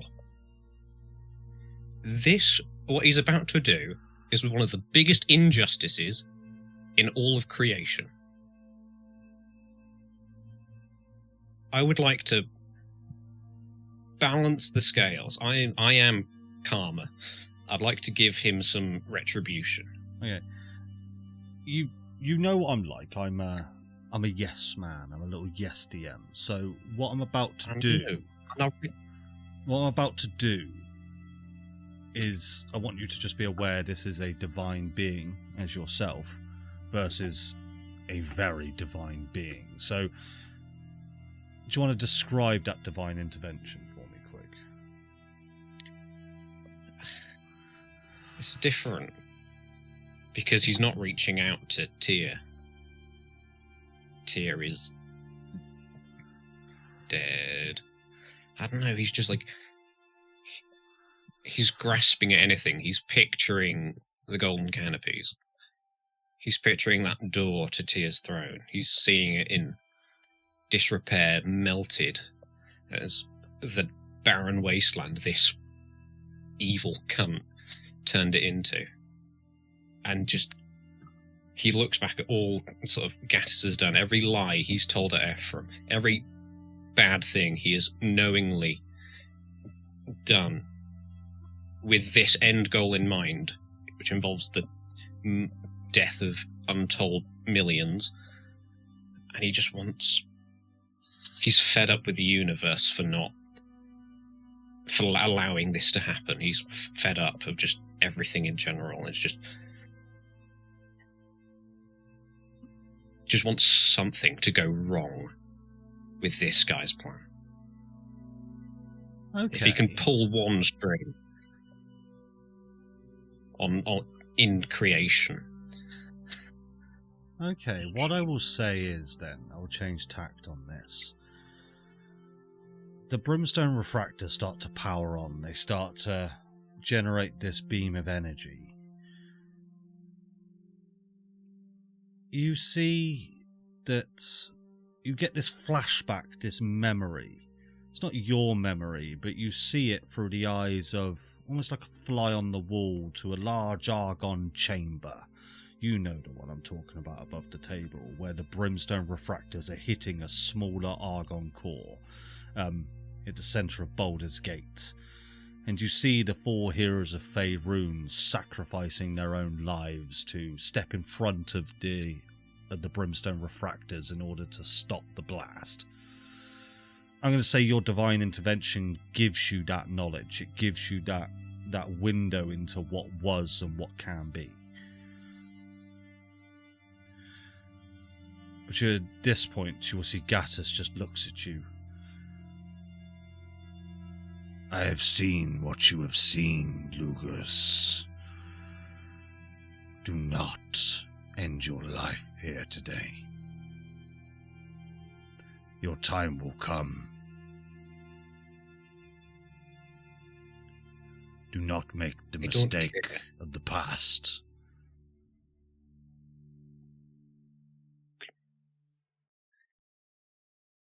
Is he connected to it somehow? You feel as though, with everything that he has done since he had been here, that he is fully connected to this Argon core. It is what powers him. He will just start to float away from you guys now and start to join the refractors up near the core. Can I try something? I've had this spell for so long in my character sheet, and I've never cast it.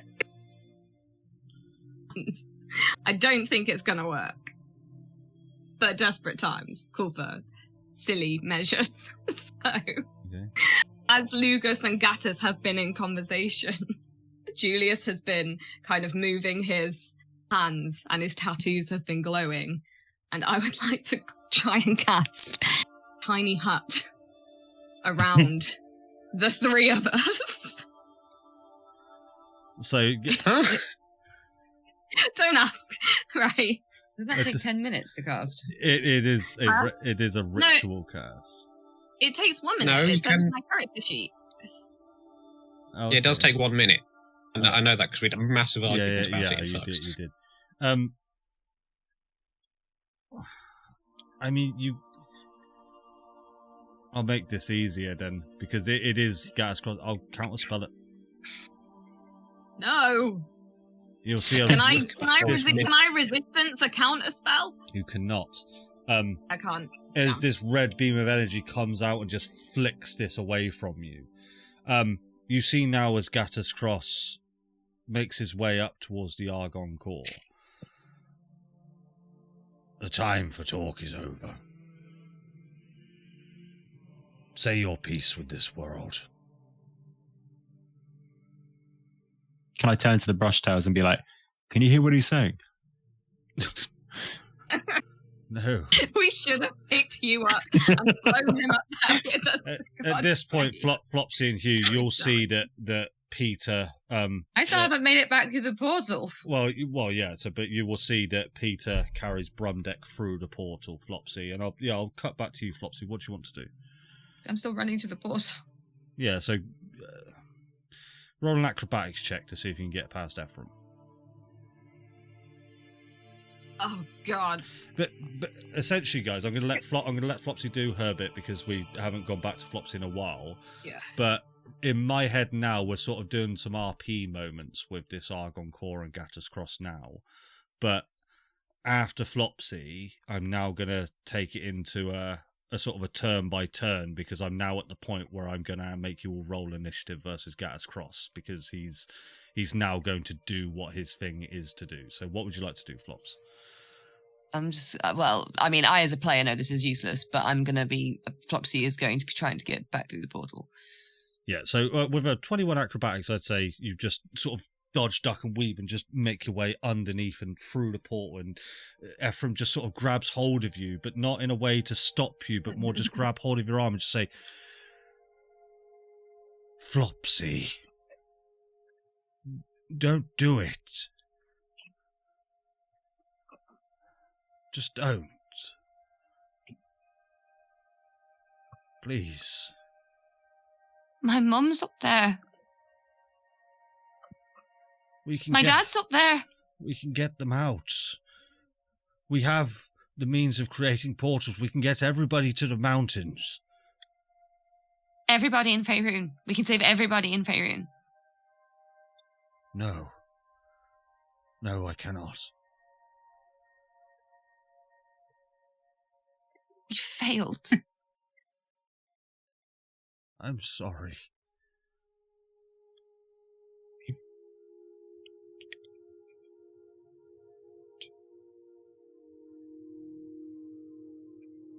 She's not going to go back through the portal, but she's not going to move forward either. She's just going to let him hold her arm. So it is. Well, I'll cut to Hugh then. Hugh, it's sort of.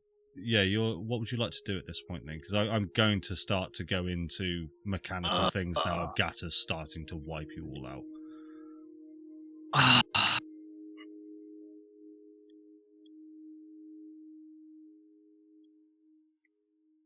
And if the choice, what I'll say is, if the choice is, guys, that you want to stay here, we will go into initiative and we will end. Well, not now, obviously, but next session we will end this campaign. If you want to fight him here and now.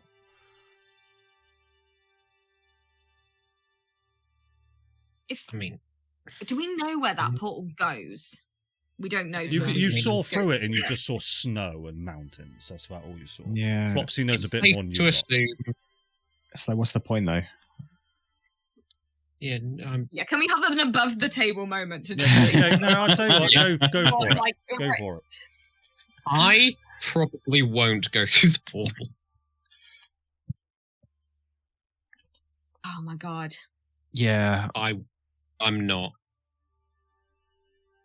I don't think I can. Like, because everything else, because we're in the middle of we are still in the middle of a massive battle raging with all of the armies. We've said, yeah, go and fight, and we'll do our bit. And then in the middle of it all, we run away. Well, what I will say is, you can't do that. I tried to describe this last session, but the armies of Faerûn that were littered throughout the city, you only really see them now on the outskirts having small little skirmishes. They were wiped out at the center of the city. Once that even more reason how I can't run away. So above the table. So he's gonna try and cause an explosion. That's what we're thinking with this. He's basically he's doing another cataclysm. That's what he's doing. So he's trying to do the other cataclysm, and he's already shown that he can basically wipe us out in one turn. So how far do we have no knowledge of how big this explosion will be? It's going to be the majority of the continent. If you imagine that the first cataclysm only destroyed Baldur's Gate, this is going to be the majority of the continent. It's the reason why Ephraim's trying to take us all the way north. If I were to offer something here, offer you something, I don't ever want to sway your decisions. I love every decision you guys will ever make. All I'm saying now, if you guys decide to fight Gatter's Cross at this point, without a long rest, we're fucked. Very, very low chance of beating him. Now, I say that. I thought Asmodeus was a hard fight. Gatter's Cross is a very hard fight. And where did the beacon go? Beacon's still there. Beacon is currently off. But where did it go? You'd have to ask Flopsy that. No, above the table it goes. Yeah. It went to the... Well, all Flopsy knows is it went to the Magic Emporium. Would I be assuming that this explosion is going to be as far as Trent.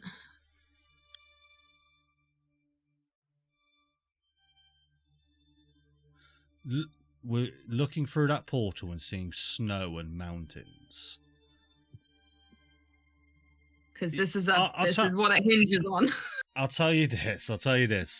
Those mountains, there are very pivotal. The history of the cataclysm, when people escaped from the cataclysm from Baldur's Gate a long time ago, you could have read about this.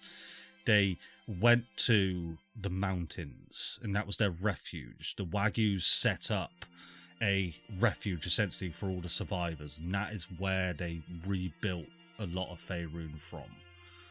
That looks like where to be fair, Ephraim was the ones that gave the Cataclysm people these stones that allowed them to save certain people in the city, and that's where the stones took them. It looks like Ephraim's doing the same thing here. He's trying to get everybody out. Right, but would that be further than Trent? It's my question. Yes. So Trent might be exploded. Yeah. I tell you what Julius will do then. He'll cast Sending to Amy as this is going on. Just quickly above the table, are we okay to go for like 10, 15 minutes more? You guys all right? Mm-hmm. Yeah. I don't want to sort of lead this until... You all right, Dazzle? Yeah, I can't go any later than midnight. Oh yeah, that's fine. Okay. Oh, shoot, yeah. Well, God, it is 22. All right. And I just wanna say, hey kid, where are you? I'm just at home. I'm reading my book. Oh. Is it a good book? No, it's just nightmare fuel. Oh shit! Oh shit!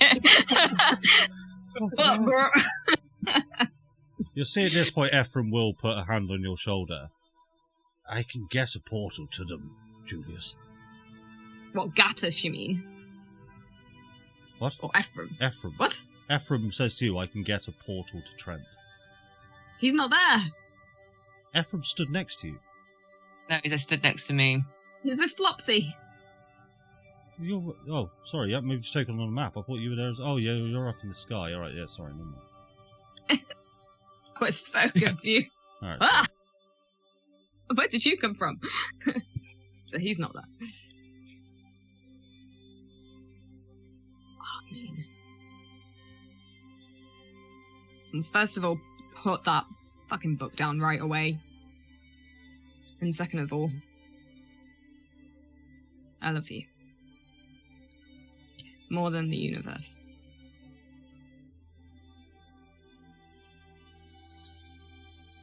I love you too. Is Oh, everything guys, I okay? can't. Everything's fine. Everything's going to be absolutely fine. And he'll cut the connection.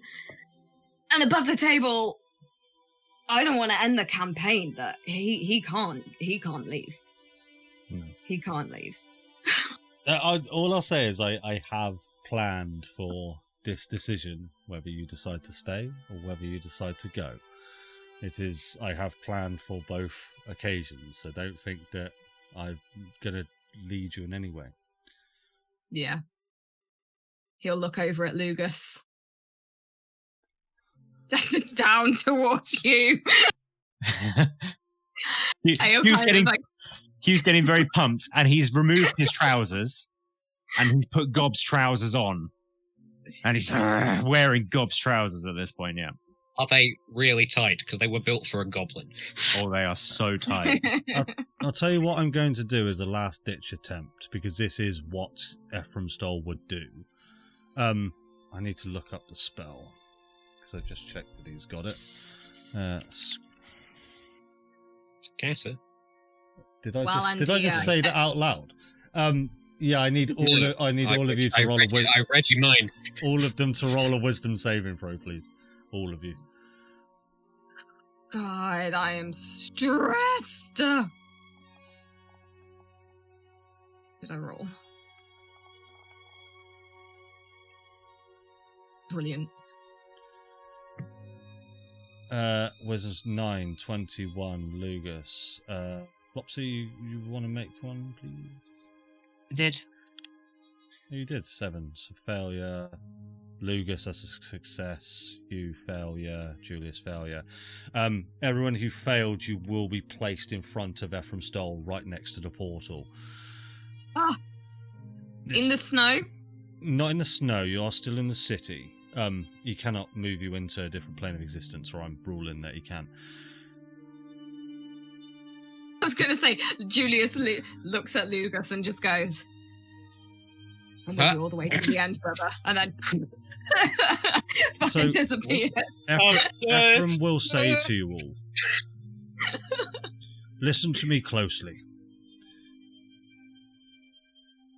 There is about a 5.65% chance, as if you stay defeating Gatter's Cross. There is a chance. Come with me, and that percentage goes up. We can stop him. But it's still only about 16.256%. I have a plan.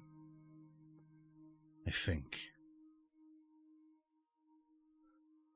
Your plan can only be done after he kills millions. My plan can only be done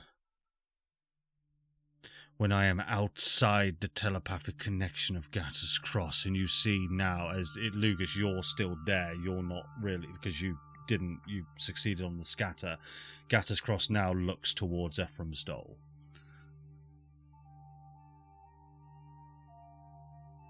I don't think we can leave. I need you all to come with me. Now.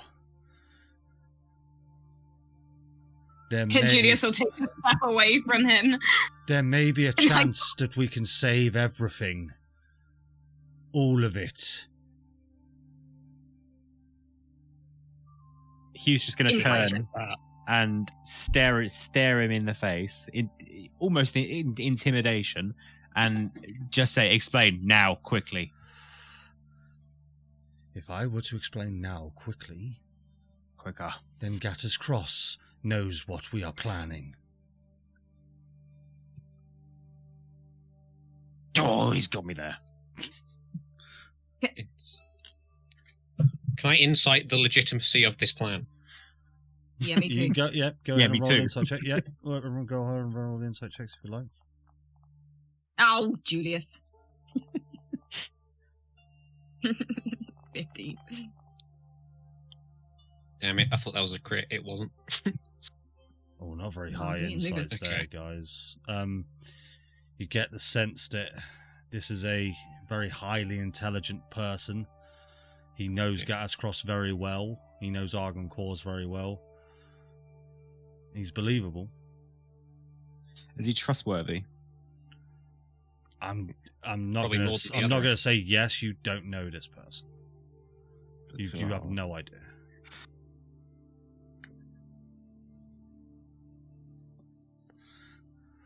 Can I message him the cantrip message? I'm not going to cast another sending. So that we're not speaking and say, He's got a psychic link with him. That's the problem. He's going to hear everything he says in his head. Yeah, above the table. This is he hears everything. Then I will say out loud, because it's like no point trying to hide it. Can't let them die. there is a chance that they won't. We have one chance left.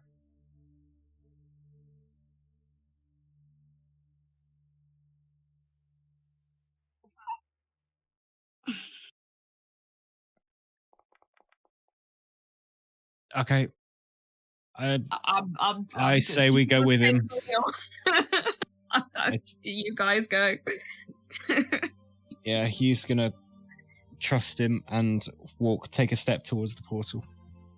As you take a step through the portal, Hugh, you just instantly hit by that freezing, bitter cold.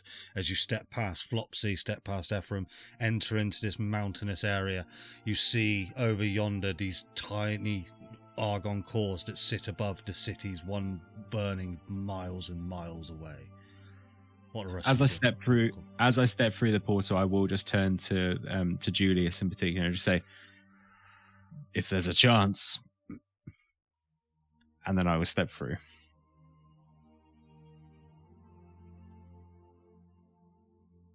Then to look at Lugus. Lugus has just at one turned to look at Gattus for one more time. Oh, you're and up then there still. Yeah, I am approaching. I'm slowly approaching, looking a bit dejected. How am I? Have my brothers got Primus through the portal? I would say that they at this point they've made it over there now. Yeah, so they would have just gone through as Hugh went through. Okay. Bethany as well.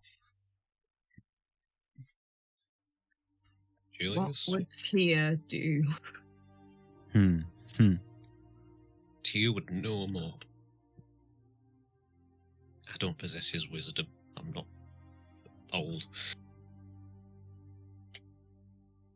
WWLD. It is worth noting, Flopsy, that you do still see that Watcher up there on the top left just stood there. Yeah, I'm completely disinterested in her now, or them now. They didn't help. So.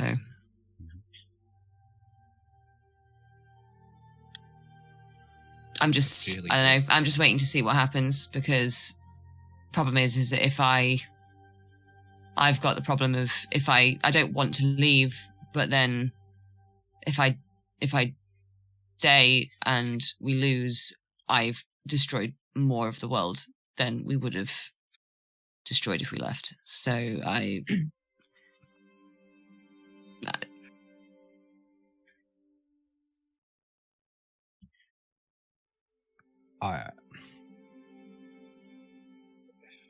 there's no chance we can win the fight, like, right now. No, we can't. So we either lose or we might not lose.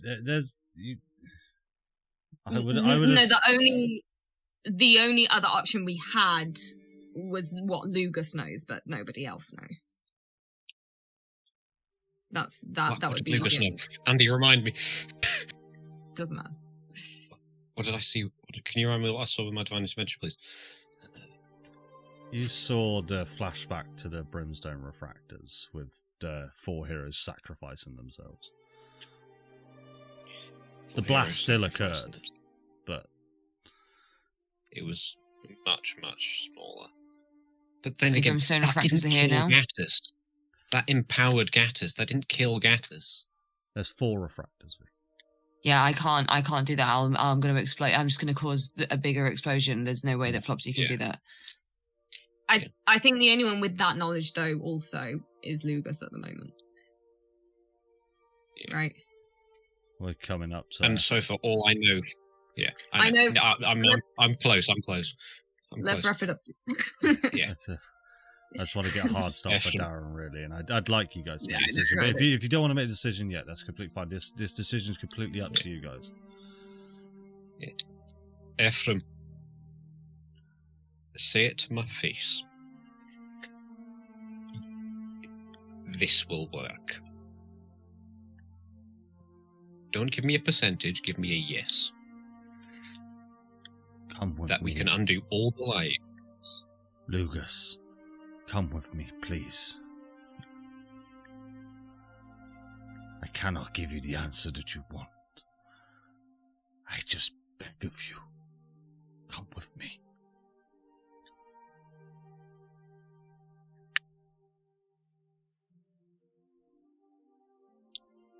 I will fly over and park myself on Julius's shoulder. And I'll just give his face a hug.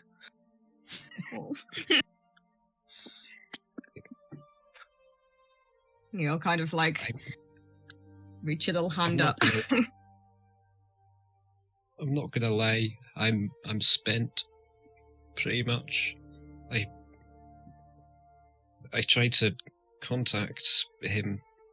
I saw something, but I'm not sure how helpful it's gonna be.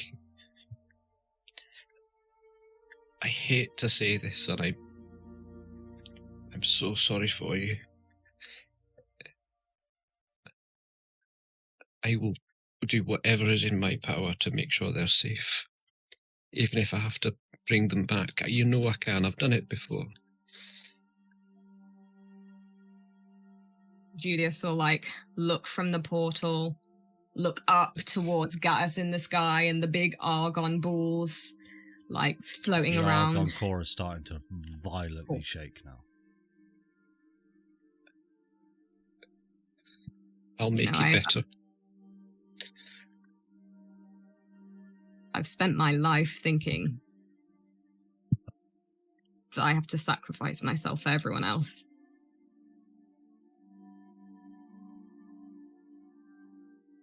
But maybe now we have to save ourselves for the chance of everyone else.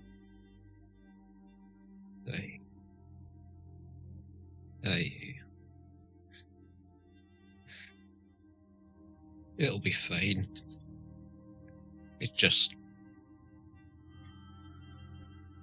Later on. Gotta wait the storm. Come back out on the other side. And he'll take a really deep breath and he'll almost like, before he changes his mind, fucking throw the two of them through the portal. Throwing who? Like, himself and Lugus. Okay. You're Ephraim, just like, Yeah, I'm on him. Ephraim looks to you, Flopsy. This world needs you, Flopsy. I need you. One chance left. She's never looked at someone with so much hatred. And she turns around and walks through the portal. And as you do, I'll have to ask, what does Biffa and Zorbal want to do? Oh, Biff is being dragged by shit. Steve, Biffa's so... being dragged by Steve. Okay, Zorbal. God. Oh god, yeah, Zorbal sneaks in afterwards. Okay. I forgot he was out. As the portal Sorry. closes behind you, you feel the. Does anyone else? You feel, Does anyone else sneak in? Anyone any naked ladies run out? Yeah, mate, Andy, you've forgotten Brumdeck again. I haven't. I said Brumdeck made his way in. I did. I said Brumdeck. He did. Yeah. He made his way in as I made my way out again. Okay. As you all Alright. step through this portal, you feel the heat of the city go completely as the portal closes behind you. You see Ephraim Stoll takes out of his pocket a small pocket watch. As he takes a look at it, and you can see it, you can hear the ticking, just tick, tick, tick, tick, tick, as it ticks around, as he just goes, 70 seconds. As he then looks over, I'll take us to here. As he then looks over, as you're all on this mountain, and you all see as he looks over, you see that these cores start to... A big flash of white light just fills up the sky, and you don't hear it, you just see it. And then you feel this shockwave just come and absolutely tear you up as the entire sky lights up this molten orange, blue and green colour as the Argon core above Neverwinter City is destroyed. You see the blast radius tear out across the entirety of Faerûn. Everything in its wake is just destroyed as it comes closer and closer and closer to the mountain. For miles and miles, square kilometers is destroyed by this Argon blast. Nothing is left. But as this blast, as this explosion comes further and further, closer and closer to you, it starts to slow down. It starts to creep towards you, until finally it sits there, only probably about a mile away, this large bright white blast, as it comes to a complete and utter stop. And you see Ephraim still holding this stopwatch in his hand, clicks the top as he looks at you all. We have one chance left. I count probably 120 seconds from the moment that we all made that decision to the moment that core exploded.